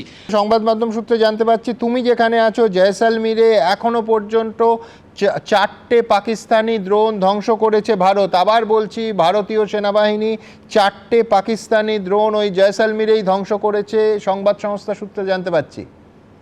একদমই সুমনদা, জয়সলমীরে যে ছবি আমরা কিছুক্ষণ আগেই দেখলাম, জয়সলমীর আসার আগে কয়েকটা জায়গা রয়েছে, সেই জায়গাগুলোতে আমরা দেখেছি যে সেখানে বেশ কিছু সকাল থেকে ডিপ্লয়মেন্ট ছিল, কিন্তু একটু আগে এই স্থানীয়রা যেটা দাবি করলেন যে এখান থেকে কিছুটা দূরেই বেশ কয়েকটা ড্রোন, সেগুলোকে কিন্তু পাকিস্তানি ড্রোন, সেগুলোকে আকাশ থেকে নামিয়ে আনা হয়েছে। আমি যেটা বলছিলাম সুমনদা, এই যে কর্নার, এটা হচ্ছে মিরপুর পাকিস্তান, এবং এখান থেকে গতকাল একের পর এক ড্রোন সেটা নিয়ে অ্যাটাক করার চেষ্টা করা হয়েছিল, যদিও আমাদের ভারতীয় সেনা প্রত্যেকটা ড্রোন আকাশেই ডিফিউজ করেছে। কিন্তু এলাকার যারা বাসিন্দারা তারা যেটা বলছেন যে এই ছবি তো তারা দেখে অভ্যস্ত নন, এই যে যুদ্ধ পাকিস্তানের একের পর এক অ্যাটাক এবং ইন্ডিয়া সেটাকে কাউন্টার করা, এবং তারপর ইন্ডিয়ান আর্মির এখানে প্রচুর স্ট্রেংথ রয়েছে, ফলত তারা যেটা আশাবাদী যে এইভাবে যদি পাকিস্তান এইভাবে করতে থাকে অ্যাটাক, সেক্ষেত্রে এখানকার যারা ফোর্স তারা কিন্তু দুর্মুষ করে দেবে, এই বিষয়ে তারা যথেষ্ট আত্মবিশ্বাসী। পুরোপুরি ব্ল্যাকআউট এই মুহূর্তে জয়সলমীর। ধন্যবাদ ময়ূক। আবার বলছি যে তোমরা যথেষ্ট পরিস্থিতির দিকে নজর রাখতে রাখতে নিজেরা যাতে নিরাপদে থাকো সেইটাকেও কিন্তু পাশাপাশি সমান্তরালভাবে সেটাকে একেবারে সুনির্দিষ্ট করো, নিঃসন্দেহে সেদিকেও নজর রাখো। আমি এইখান থেকে আমার পরের প্রতিবেদন, তারপর আমি কৌস্তবের কাছে আসব, সেটা হচ্ছে এই অপারেশন সিঁদুরের একটার পর একটা সাফল্য কিন্তু এখন একেবারে তথ্য প্রমাণ সহ আমাদের সামনে আসছে। যেরকম আজকে বিকেল 5:30টায় ভারতবর্ষে পররাষ্ট্র সচিব বিক্রম মিস্ত্রি একেবারে স্পষ্ট তথ্য দিয়েছেন যে জৈশ-ই মোহাম্মদের মেন মাস্টার মাইন্ড এখন যে আব্দুল রউফ আজহার, জৈশের প্রতিষ্ঠাতা মাসুদ আজহারের ভাই, তো এই ভ্রাতাশ্রী এনারও কীর্তি কাহিনী কম নয়। আমি প্রথমে প্রতিবেদনটা দেখাবো, তারপর কৌস্তবের কাছে আসবো। দেখুন। অপারেশন সিঁদুরে ঘুরিয়ে গেছে জৈশ-ই মোহাম্মদের সদর দপ্তর। বারবার ভারতকে রক্তাক্ত করা জৈশ প্রধান মাসুদ আজহার এখন বুঝতে পারছেন স্বজন হারানোর দুঃখ কি রকম, কারণ এই হারায় মৃত্যু হয়েছে তার পরিবারের 14 জনের। এর মধ্যে রয়েছে মাসুদ আজহারের ভাই জৈশ-ই মোহাম্মদের অপারেশনাল হেড আব্দুল রউফ আজহার। 1999 সালে কান্দাহার বিমান অপহরণের মাস্টার মাইন্ড ছিল রউফ। দাদা মাসুদ আজহারকে ভারত থেকে ছাড়িয়ে নিয়ে যেতেই এই ছক কষেছিল সে, সফলও হয়েছিল। এছাড়াও আরও একাধিক সন্ত্রাসবাদী কার্যকলাপের জন্য মোস্ট ওয়ান্টেড জঙ্গিদের তালিকায় ছিল মাসুদ আজহারের ভাই রউফ। 2001 সালে সংসদ হামলা, 2019 সালে পুলওয়ামা হামলাতেও নাম জড়িয়েছিল তার। মার্কিন সাংবাদিক ড্যানিয়েল পার্লের অপহরণ, অত্যাচার এবং মুন্ডচ্ছেদ করে হত্যার জন্য দায়ী ছিল মাসুদ আজহারের এই ভাই রউফ। বাহওয়ালপুরে জঙ্গি ঘাঁটি ধ্বংস হবার সময় মৃত্যু হয় তার। এই যে রউফ নট অনলি যে শুধু IC-814 হাইজ্যাকিংয়ের মাস্টার মাইন্ডে ছিল তা নয়, কাশ্মীরে যত জৈশ-ই মোহাম্মদের অপারেশন হয়েছে তার লঞ্চিং হেড ছিল আব্দুল রউফ। এবং এই যে আব্দুল রউফের যে এখন যে মৃত্যু হওয়ার পরে একটা বিরাট হ্যান্ড চলে গেল, কারণ এখন মাসুদ আজহারের বয়স হয়েছে, হি বিকেম এজেড নাও, এবং শোনা যাচ্ছে উনি অসুস্থ আছেন এবং ওর বিহাফে রৌফ এই কাজগুলো করছিল। সুতরাং রৌফ যদি এখন মারা যায় তাহলে কিন্তু এটা ভীষণ সেটব্যাক হয়ে গেল। দাদা মাসুদ গোটা জৈশ-ই মোহাম্মদ চালাতো, আর ভাই রৌফ জৈশের জঙ্গি কার্যকলাপের কাজটা দেখত। অপারেশন সিঁদুরে এবার খতম সে। এবিপি আনন্দ। দেখুন, অপারেশন সিঁদুর যে কত বড় একটা সফল অপারেশন সেটা নিঃসন্দেহে পরতে পরতে আমাদের সামনে একেবারে স্পষ্ট হচ্ছে। যেরকম এই যে ভ্রাতাশ্রী মানে আব্দুল রউফ আজাহার কান্দাহার বিমান ছিনতাইয়ের মূল চক্রী, তার কারণ ওই IC-814 হাইজ্যাক করে যে মাসুদ আজাহারকে বের করে নিয়ে যাওয়া, এই গোটা প্ল্যানিংটা করেছিল তার ভাই আমাদের জসবন্ত সিং। মাসুদ আজাহারকে এই ভাইয়ের হাতেই তুলে দিয়েছিলেন। এবং দ্বিতীয় হচ্ছে ওয়াল স্ট্রিট জার্নালের ড্যানিয়েল পার্লকে সেই 2002 সালে মুণ্ডচ্ছেদ করে খুন, গোটা পৃথিবী তখন চমকে যায় সেই নারকীয় ঘটনায়। তার মাস্টারমাইন্ড এই ব্যক্তি। এই মুহূর্তে জৈশ-ই মোহাম্মদের অপারেশনাল চিফ সেই ব্যক্তি দেখা গেল 26 বছর পর সেই অপরাধের বৃত্ত কোথাও একটা সম্পন্ন হলো। আবার বলছি, অত্যন্ত সুপরিকল্পনা করে এই বিপজ্জনক জঙ্গি নেতাকে ভারতবর্ষ অপারেশন সিঁদুর দিয়ে তার জীবনের আশার সিঁদুরটাকে মুছে দিল। আবার বলছি, 26 বছর পর যেন অপরাধের একটা বৃত্ত সম্পূর্ণ হলো। আমি জানি না কৌস্তব একমত হবে কিনা। সুমনদা, আমি গীতার কথা দিয়ে শুরু করছি। হ্যাঁ, পরিত্রাণায় সাধুনম বিনাশায় চ দুষ্কৃতম ধর্ম সংস্থান পরানার্থায় সম্ভবানি যুগে যুগে। এই যে কথাটা, যখন ধর্মের অবনতি হয়, যখন অধর্মের অবনতি হয় এবং ধর্মের অভ্যুত্থান হয়, আমরা এই পরিস্থিতিটাই জানি যে অধর্ম যখন চতুর্দিকে অধর্ম হয় এবং যখন ধর্মের যখন উৎপত্তি হয়, শ্রীকৃষ্ণের কথা, গীতার কথা, এই আজকেই তো সেই পরিস্থিতি। চতুর্দিকে আমরা দেখছি যেভাবে পাকিস্তানের তরফ থেকে দীর্ঘদিন ধরে ভারতবর্ষের এক প্রকার অগ্নি পরীক্ষা নেওয়া হয়েছিল যে ভারতবর্ষ কতটা এক্সটেন্ট অবধি চুপচাপ থাকতে পারে। কিন্তু ভারতবর্ষ আজকে পাল্টা দিয়ে বুঝিয়েছে যে ভারতবর্ষ প্রতিরোধের রাস্তায় হাঁটতে পারে এবং ভারতবর্ষ যখন প্রতিরোধ করে তখন পালিয়ে বাঁচার পথ পাওয়া যায় না, পার্লামেন্টে দাঁড়িয়ে এমপিকেও দাঁড়িয়ে কাঁদতে হয়। স্প্যানিশ সিভিল ওয়ারের সময় জেনারেল এমিলো মোলার একটা কয়েনেজ ছিল, সেটা হচ্ছে ওই 5th কলম বলে। সেই 5th কলমে তুমি একটু আগে সুমনদা বলছিলে যে ডিসইনফরমেশন বা এই 5th কলমের 4-5টা অ্যাক্টিভিটির মধ্যে যেগুলো থাকে, সাবোটেজ, ডিসইনফরমেশন, এগুলো 4-5টা অ্যাক্টিভিটি। এই যে ডিসইনফরমেশনের আমি বাদবাকি কথা, আমি এই মুহূর্তে পাকিস্তানের যা সিচুয়েশন বা সেই সমস্ত বিষয় নিয়ে আমি আরও বেশি চিন্তিত। অভ্যন্তরীণ জায়গা থেকে দাঁড়িয়ে ভারতবর্ষতে এই যারা এই 5th কলমের মধ্যে যারা পড়ে, যারা এই বিষয়টাকে নিয়ে ভারতবর্ষকে আরও দুর্বল করতে চাইছে, আমি তাদের নিয়ে বেশি চিন্তিত। তাদের উদ্দেশ্যে শুধু বলবো যে বেলাকাবা যুদ্ধ 1854-এর কে কেন্দ্র করে লর্ড অ্যালফ্রেড টেনিসনের একটা কবিতা ছিল, the Charge of the Light Brigade. British যে আর্মি, তারা সংখ্যায় অত্যন্ত কম ছিল, তাদের লড়তে হয়েছিল সেই সময় রাশিয়ান ফোর্সেসের বিরুদ্ধে। কিন্তু সেই সময় আর্মি জেনারেল বলেছিল, the Charge of the Light Brigade, charge forward, there is not to reason why, there is not to say why, there is but to do and die. আমি এক্স্যাক্ট কথাগুলো আমি স্কুলে পড়েছিলাম, ICSE সময় আমাদের পড়তে হয়েছিল। তো আমি আজকে বলছি, যখন তারা এই জিনিসগুলো, আর্মিরা যখন লড়ছে, তারা যখন প্রশ্ন করছে না, আমাদের দেশের মধ্যে থেকে এত প্রশ্ন কেন উঠছে? আমাদের দেশের মধ্যে থেকে যারা প্রশ্ন তুলছে, যারা বড় বড় বিপ্লবী কথাবার্তা বলছে, আমি বিপ্লবী ক্ষুদিরাম বসুর কথা উদ্ধৃত করে বলছি, লড়ো, না লড়তে পারলে বলো, না বলতে পারলে লেখো, না লিখতে পারলে সঙ্গ দাও, না সঙ্গ দিতে পারলে যারা এগুলো করছে তাদের মনোবল বাড়াও। যদি তাও না পারো, যে পারছে তার মনোবল কমিও না, কারণ সে তোমার ভাগের লড়াই লড়ছে। বৈপ্লবিক কথাবার্তা যারা বলছেন তাদের উদ্দেশ্যে বিপ্লবী ক্ষুদিরাম বসুর কথা উদ্ধৃত করেই বললাম, আজকের দিনে দাঁড়িয়ে লর্ড অ্যালফ্রেড টেনিসন, বিপ্লবী ক্ষুদিরাম বোস থেকে শুরু করে প্রত্যেক কটা মানুষের কথা মনে করুন। দাঁড়িয়ে ভারতবর্ষের সৈন্যদের, ভারতবর্ষের আর্মিদের যদি পাশে না দাঁড়াতে পারেন, অন্তত তাদের মনোবল বাড়ান, তাদের মনোবল কমানোর চেষ্টা করবেন না। ভারতবর্ষের প্রতিটা মানুষের কাছে আমার আপনাদের মাধ্যমে আবেদন, সবাই নিজের সোশ্যাল মাধ্যম, যেগুলো সোশ্যাল মিডিয়া প্ল্যাটফর্ম আছে, ফেসবুক, এক্স হ্যান্ডেলকে ব্যবহার করে ইন্ডিয়ান আর্মি, ইন্ডিয়ান ডিফেন্স সিস্টেমের কাছে আর্জি জানান, প্রয়োজনে আমরা সবাই ভলেন্টিয়ার হতে রাজি। এই যে যুদ্ধের যে পরিস্থিতি, এই যে যুদ্ধকালীন পরিস্থিতি, আমি আমার নিজের সোশ্যাল মিডিয়া প্ল্যাটফর্ম থেকে এটা শেয়ার করে আর্জ করেছি।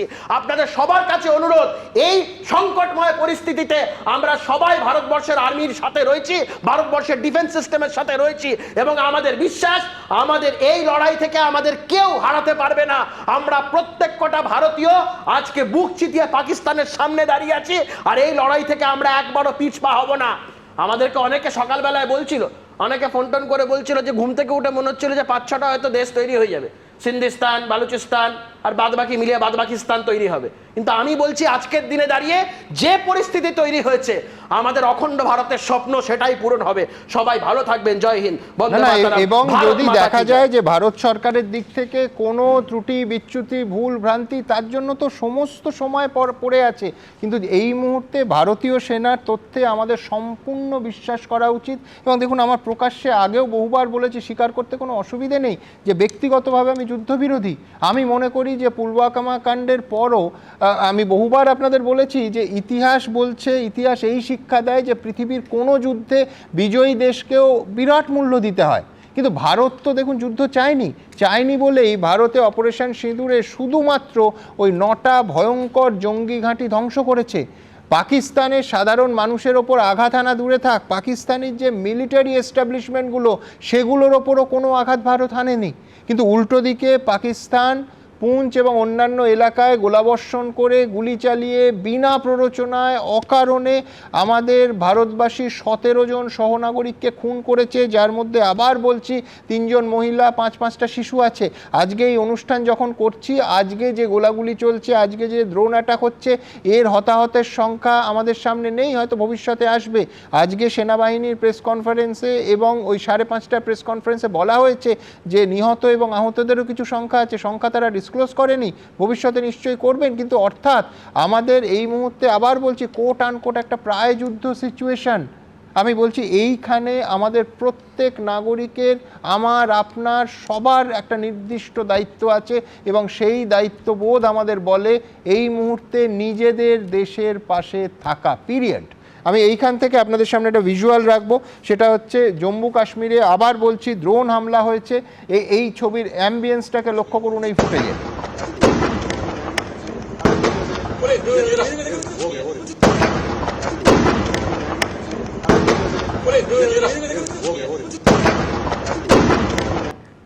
এই ভয়ঙ্কর আওয়াজ শুনতে পাচ্ছেন আপনারা। আমার সহকর্মী সন্দীপ সরকার এই মুহূর্তে জম্মুতেই আছে। জম্মুর এই মুহূর্তে পরিস্থিতি কি সন্দীপ? এই আওয়াজ, এই অ্যাম্বিয়েন্স আমরা দেখতে পেলাম, শুনতেও পেলাম।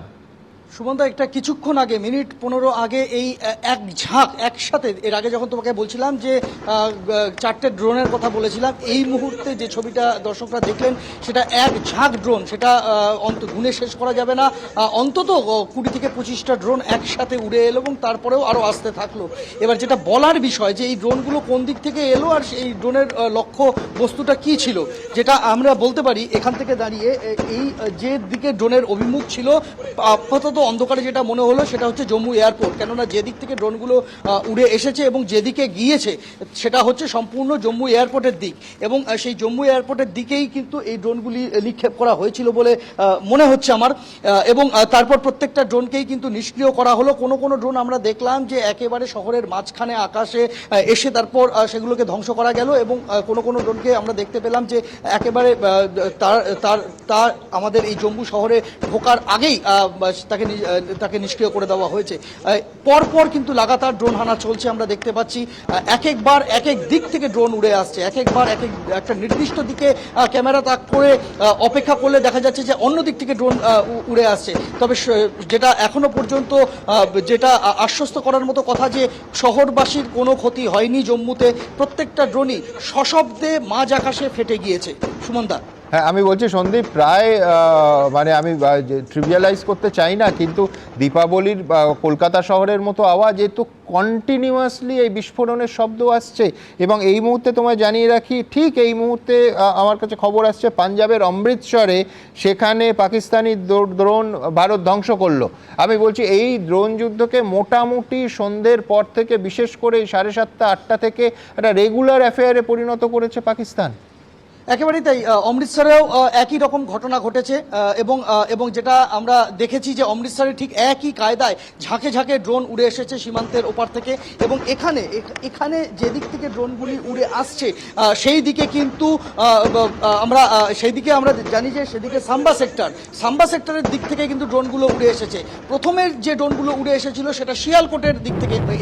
এই কোন দিকে পাকিস্তানের কোন অংশ সেটা স্থানীয় মানুষজন আমাদের চিনিয়েছেন, আমরা জানতাম না, জানার কথা নয়। যে প্রথম দিকে যে দিক থেকে ড্রোনগুলো উড়ে এলো সেই ড্রোনগুলো উড়ে এসেছিল শিয়ালকোটের দিক থেকে, স্থানীয় মানুষরা সেটাই বলেছিলেন। এর পরবর্তীতে আমরা যেটা দেখতে পেলাম যে পরের যে ড্রোনগুলো যেটা ঝাঁকে ঝাঁকে উড়ে এলো এবং যেদিকে জম্মু এয়ারপোর্ট সেই দিকে অভিমুখে উড়ে এলো, সেগুলো কিন্তু এলো সাম্বা সেক্টরের দিকে। আমি যেখানে দাঁড়িয়ে রয়েছি আমি একটু বুঝিয়ে দেওয়ার চেষ্টা করব অন্ধকারে যতটা বোঝানো সম্ভব। এই ঠিক বাঁ দিকে এই দিক দিয়েই ড্রোনগুলো উড়ে এসেছিল। এদিকে হচ্ছে সাম্বা সেক্টর, একদম সোজাসুজি আমার হাতের সোজাসুজি এটা হচ্ছে শিয়ালকোট, এবং আমার ঠিক ডান দিকের অংশে এদিকটায় হচ্ছে কাটুয়া সেক্টর। ফলে এই তিন দিক দিয়েই কিন্তু ড্রোন আমরা আসতে দেখেছি এখনো পর্যন্ত। জানি না মানে এর শেষ কোথায়।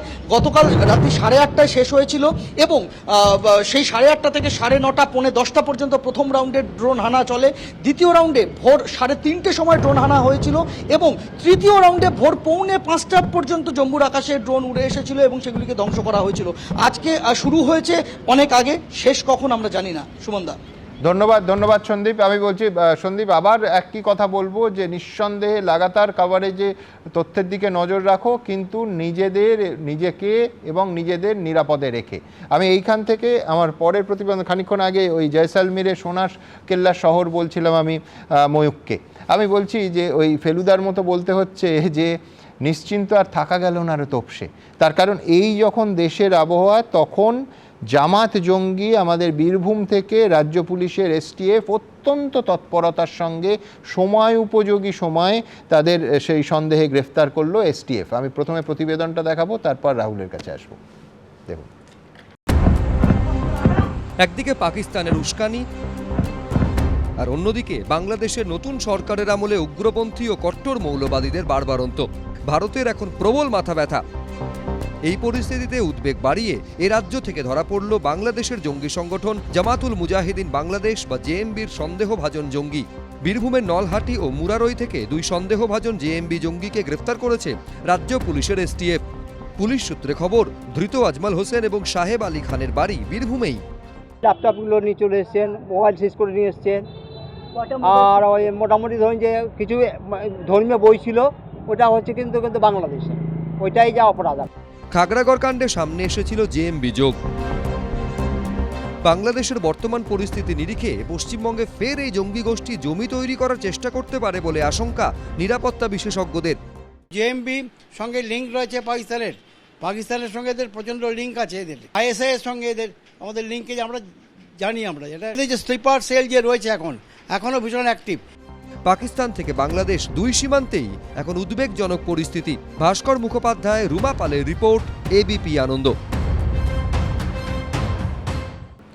দেখুন, এই পুরো বিষয়টা ভারতবর্ষের উত্তর পশ্চিমে হচ্ছে বলে এবং আমাদের রাজ্য পূর্ব ভারতে বলে আমরা নিশ্চিন্ত থাকতে পারবো, ব্যাপারটা কিন্তু এই রকম নয়।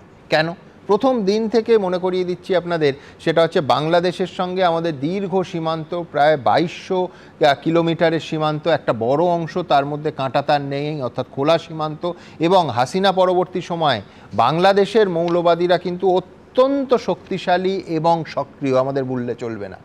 দ্বিতীয় কারণ হচ্ছে যে চিকেন স্নেকের মতো অত্যন্ত গুরুত্বপূর্ণ একটা ভূখণ্ড আমাদের এই রাজ্যে, যেখানে একদিকে নেপাল সীমান্ত, একদিকে বাংলাদেশ সীমান্ত, মাঝখানে মাত্র 24 কিলোমিটার। নিঃসন্দেহে বহিঃশত্রুদের আজ বলে নয়, চিরকাল ওই চিকেন স্নেকের ওপর একটা বিশেষ নজর আছে। তৃতীয় হচ্ছে যে এই যে প্রতিবেদন আপনাদের দেখালাম যে বীরভূম থেকে, আবার আমি রাজ্য পুলিশের এসটিএফের প্রশংসা করব যে এরম সময় জামাত জঙ্গিদের তারা গ্রেফতার করেছেন। কিন্তু আমি বলছি যে খাগড়াগড় পরবর্তী সময় বিভিন্ন ক্ষেত্রে এই রাজ্যে জঙ্গিরা নিজেদের ঘাঁটি করেছে, তো সেই দিকেও নিঃসন্দেহে সতর্ক থাকতে হবে। এই কারণে পূর্ব সীমান্তে আছি বলে বোধহয় রাহুল এই জায়গায় আমার সঙ্গে সম্পূর্ণ একমত হবে যে স্বস্তিতে থাকার কোনো কারণ নেই। সুমন, একদম তাই। যে যখন দেশে এমন একটা পরিস্থিতি সেখানে দাঁড়িয়ে সে আমার রাজ্য হোক বা ভিন্ন রাজ্য হোক, সতর্ক থাকার অবস্থা নিশ্চয়ই প্রত্যেকটা রাজ্যের সমান সতর্ক থাকা উচিত, বিশেষ করে যারা সীমান্তবর্তী রাজ্য। আমি রাজ্য পুলিশের এসটিএফকে ধন্যবাদ জানাবো, যারা আজকের দিনে দাঁড়িয়ে অত্যন্ত তৎপরতার সাথে জঙ্গিদের গ্রেপ্তার করেছেন। এবং এটাও ঠিক যে আমরা বারবার যে বলি বর্ডার সিকিউরিটি ফোর্স যেটা, এটা সীমান্তবর্তী এত বড় 2200 কিলোমিটার পুরো লম্বা জায়গা, সেখানে বহু জায়গায় কাঁটাতার নেই, বহু জায়গায় জলপথ আছে।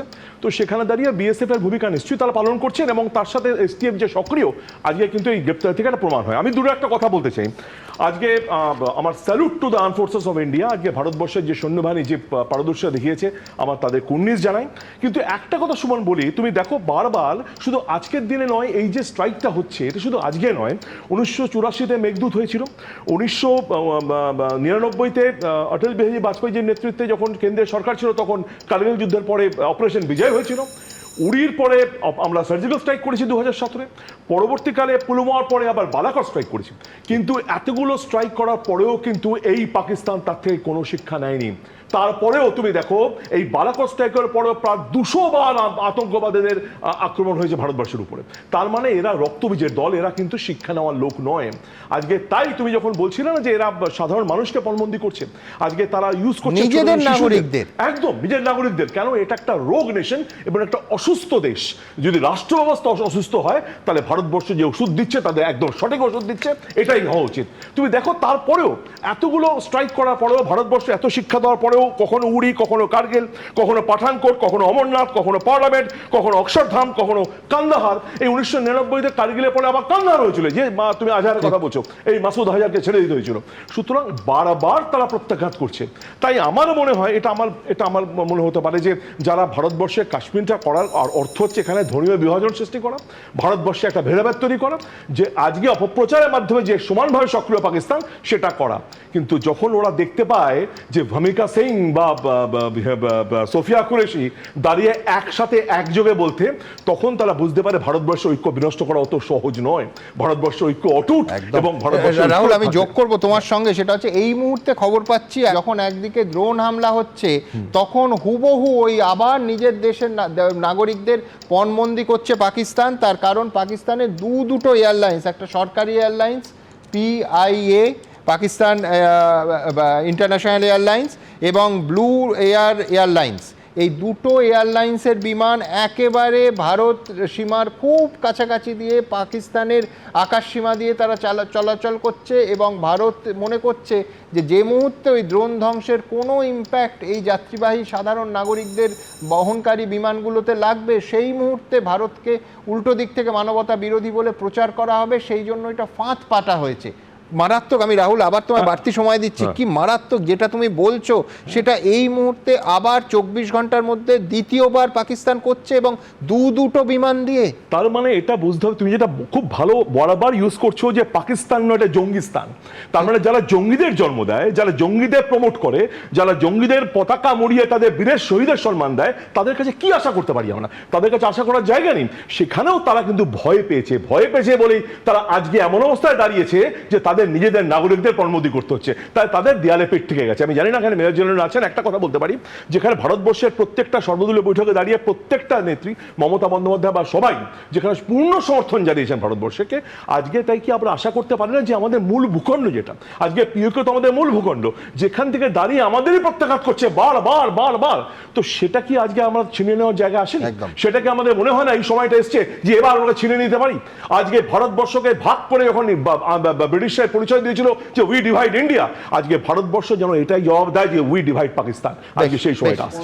আমি দ্রুত একবার অমৃতসরের ছবি দেখবো। এই মুহূর্তে অমৃতসরের আকাশে আবার সেই অ্যাম্বিয়েন্স সমেত শুনতে চাইবো এবং দেখতে চাইবো।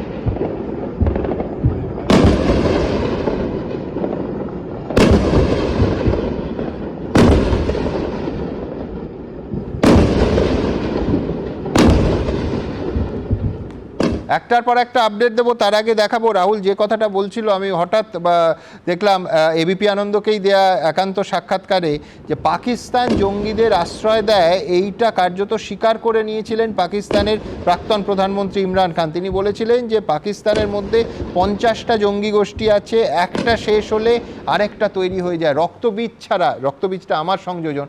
আর কি বলা যায় এদের, কি বলেছিলেন ইমরান খান, দেখাবো। अर्ज करूं कि ये वो मुल्क है, मैंने जितनी हमने अपनी आंखों के सामने लाशें देखी हैं 10 सालों में, मैं जितनी दफ़ा अस्पतालों में गया, लोगों की टांगें उड़ी हुई हैं, किसी के बाजू नहीं है, ये मैं 10 सालों में इन आंखों ने देखा।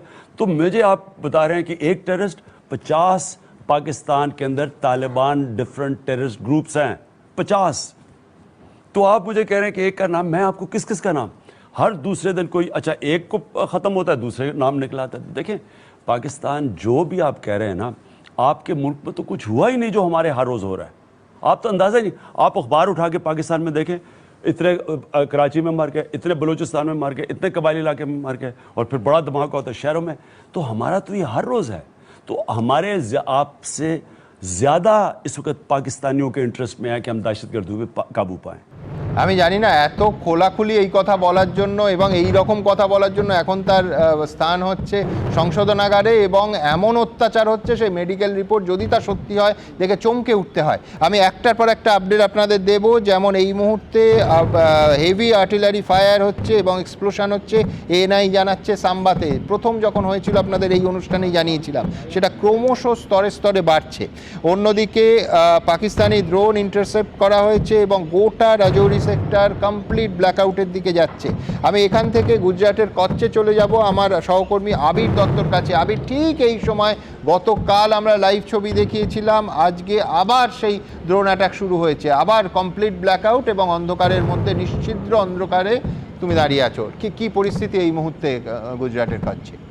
সুমনদা, শুরুতেই তোমায় বলি যে জায়গায় আমরা দাঁড়িয়ে আছি এই কচ্ছের রনে গতকাল 2 জায়গায় ড্রোন দেখা যায় এবং একটি নিউট্রালাইজও করে বাহিনী, এবং তার সঙ্গে সঙ্গে সেই অংশটাও যে নিউট্রালাইজ করার পরে যে অংশ পাওয়া গেছিল ড্রোনের, সেগুলো পরীক্ষার জন্য নিয়েও যাওয়া হয়েছে। পাকিস্তান থেকেই পাঠানো হয়েছিল বলে প্রাথমিকভাবে মনে করা হচ্ছে। কিন্তু তোমায় জানিয়ে রাখি যে জায়গায় আমরা রয়েছি, 1965 সাল এবং 1971 সালে বারবার করে টার্গেট করা হয়েছিল এই কচ্ছের রনকে, এবং কখনো আর্টিলারি অ্যাটাকে, কখনো দেখা যাচ্ছে আকাশপথে আক্রমণ করা হয়েছে। কিন্তু দু দফাই ভারতীয় বাহিনী, ভারতীয় বায়ুসেনা, নৌসেনা তারা কিন্তু জবাব দিয়েছেন। কিন্তু যেখানে আমরা দাঁড়িয়ে আছি এখন, এটি একটি গ্রাম, এখান থেকে কয়েক কিলোমিটার দূরেই পাকিস্তান সীমান্ত, এবং সেখানে সম্পূর্ণভাবে ব্ল্যাকআউট। এবং শুধু তাই নয়, এখানে সাধারণ মানুষ জানাচ্ছেন এই গ্রামে আজকে একটা বিয়ের অনুষ্ঠান ছিল, শুধুমাত্র এই বিয়ের অনুষ্ঠান তারা পোস্টপন করে দিলেন। এবং তার সঙ্গে সঙ্গে তোমায় জানিয়ে রাখি যে 1971 সালে এই হচ্ছে সেই জায়গা যেখানে 300 জন মিলে, আর 300 তার মধ্যে মহিলাও ছিলেন, তারা 3 দিনের মধ্যে রাস্তা তৈরি করেছেন, যে রাস্তা দিয়ে এয়ারক্রাফট ওড়ার জন্য যে রাস্তার প্রয়োজনীয়তা হয়। এবং ঠিক 1971 সালের যুদ্ধে, আমি একবার কথা বলে নেবো সুমনদা যারা রয়েছেন তাদের সঙ্গে। আজ यहाँ पर शादी का प्रोग्राम था? जी हाँ जी, यहाँ पे शादी का प्रोग्राम था। क्या शेड्यूल क्या हुआ? शेड्यूल में ये अभी वातावरण सब ये गर्मा गर्मी का चल रहा है, तो शादी अभी पोस्टपोन कर दी गई। ड्रोन दिखा गया था पाकिस्तान का? ड्रोन दिखा गया था, सरहदी विस्तार पर दिखा गया था ड्रोन। কর্নেল দাস, আমি বলছি এটা তো রোজকার ঘটনা, এই মিসাইল অ্যাটাক এবং ড্রোন অ্যাটাক প্রত্যেকটা লোকেশনে গতকাল হয়েছে, 24 ঘন্টার মধ্যে আজকে হয়েছে, এবং যত রাত গড়াচ্ছে ক্রমশ বাড়ছে। এর উপায় কি? এটা খুব সহজভাবে ওরা ওদের ট্রুপসকে মোটিভেট করে রাখছে যে আমরাও অ্যাটাক করছি। ওদের যে টপ জেনারেল তারা জানে দে আর ফাইটিং এ লুজ, মানে লস্ট ব্যাটল। হ্যাঁ, এটা ওরা মানে হারা যুদ্ধের জন্য লড়ছে, কিন্তু ট্রুপসকে তো ভারতীয় জানমানের লোকসান হচ্ছে আজকে আর্মির তরফ থেকে বলা হয়েছে। ইন্ডিয়ান আর্মড ফোর্স কি ডিসিশন নেয় সেটা দেখা একদম, এবং সেটা নেবেও। আমি 2-3টা পয়েন্ট বলছি। যে একটা হচ্ছে যেটা ওদের যে ডিফেন্স মিনিস্টার বললো যে আমরা দরকার হলে মাদ্রাসার বাচ্চাদের পাঠাবো, এটা একটা নতুন কিছু না। আপনি যদি 70-এর দশকে ইরাক ইরান লড়াই দেখেন, খোমেইন বাচ্চা ছেলেগুলি গলায় প্লাস্টিকের চাবি বেঁধে দিয়েছিল ইরাকের বিরুদ্ধে লড়তে, যে এইটা হচ্ছে তোমাদের স্বর্গে যাওয়ার চাবি, শহীদ হলে করবে। এলটিটিও তাই করেছিল। এটা তার মানে এটা তখনই করে, এটা হচ্ছে শেষের শুরু। হ্যাঁ, এটা শেষের শুরু। আমি একটু সমিতার কাছে যাই। অমৃতসর হ্যাঁ, অমৃতসর কিন্তু ম্যাক্সিমাম থ্রেটেড হবে পাকিস্তানের যদি, কারণ যেটা খবর আছে লাহোরে একটা আমার ডিভিশন আর ইনফেন্ট্রি ডিভিশন কনসেন্ট্রেট করছে, ওরা লাহোরটাকে রক্ষা করবে যে কোনোভাবে, তার জন্য দরকার হলে অমৃতসরের উপর। আচ্ছা, আমি এই সুযোগটা একটু নিচ্ছি, সুযোগটা এই জন্য নিচ্ছি যে যখনই কোনো সীমান্তে কিছু হয় তখন স্টেট আমার নয়, এটা সেন্ট্রালের ব্যাপার। এই মুহূর্তে প্রায় 700 কিলোমিটার আনফেন্সড বর্ডার রয়েছে all along 4151 plus 90 kilometre on the estuary points থেকে।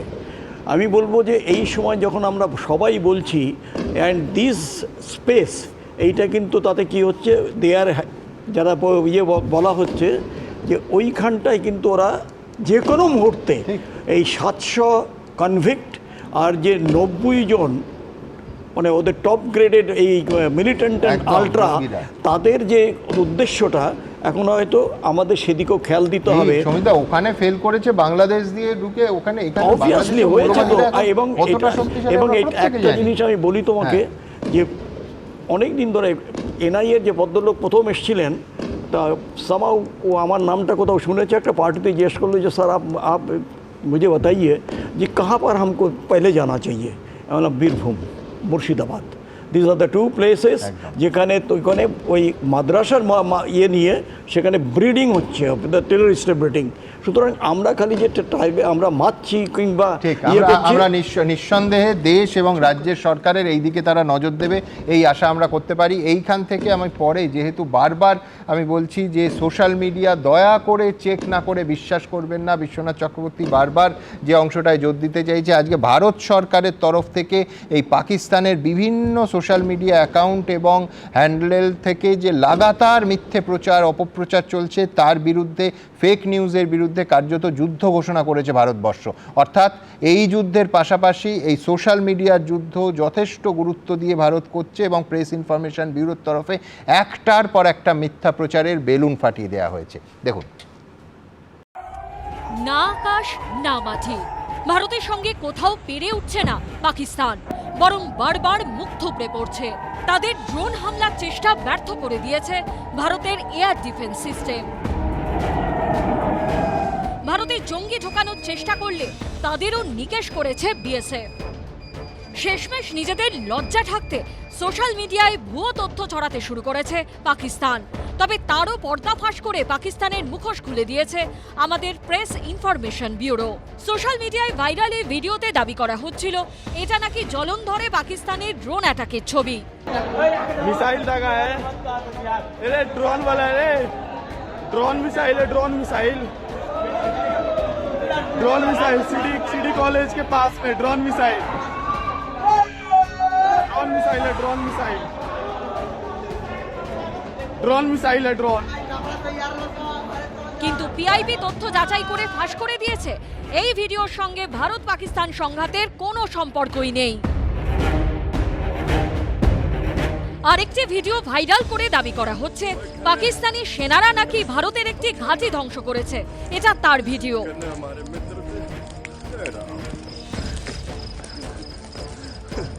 राम, अभी ये रोज का ही चालू है।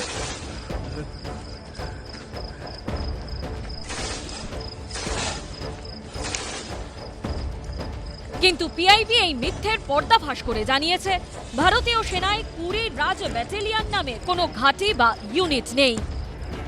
ভারতের এয়ার ডিফেন্সের সামনে মুখ থুবড়ে পড়েছে পাকিস্তানের মিসাইল এবং ড্রোন হামলা। কিন্তু একটি ভিডিও ভাইরাল করে দাবি করা হচ্ছিল পাক সেনাবাহিনী ভারতের উপরে ক্ষেপণাস্ত্র হামলা করেছে। এই ভিডিওকে ভুয়ো বলে চিহ্নিত করে পিআইবি জানিয়েছে এটি আসলে বেইরুট লেবাননে 2020 সালে ক্ষেপণাস্ত্র হামলার ফুটেজ। একটি পুরনো ভিডিও শেয়ার করে অনেকে দাবি করছিল জম্মুতে হামলা চালিয়েছে পাকিস্তান, কিন্তু আদতে জম্মুতে পাকিস্তান এরকম কোনো হামলাই চালায়নি।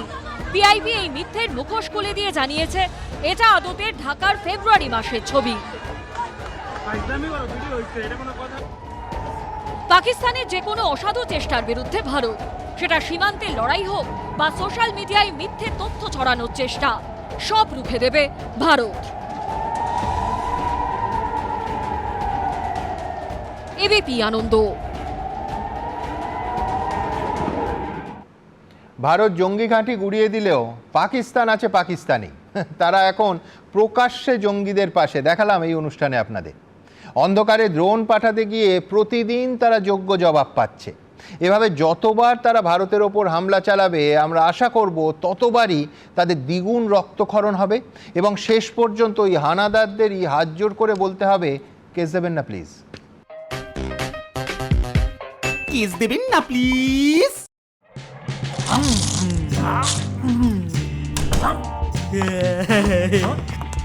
সালাম আলাইকুম।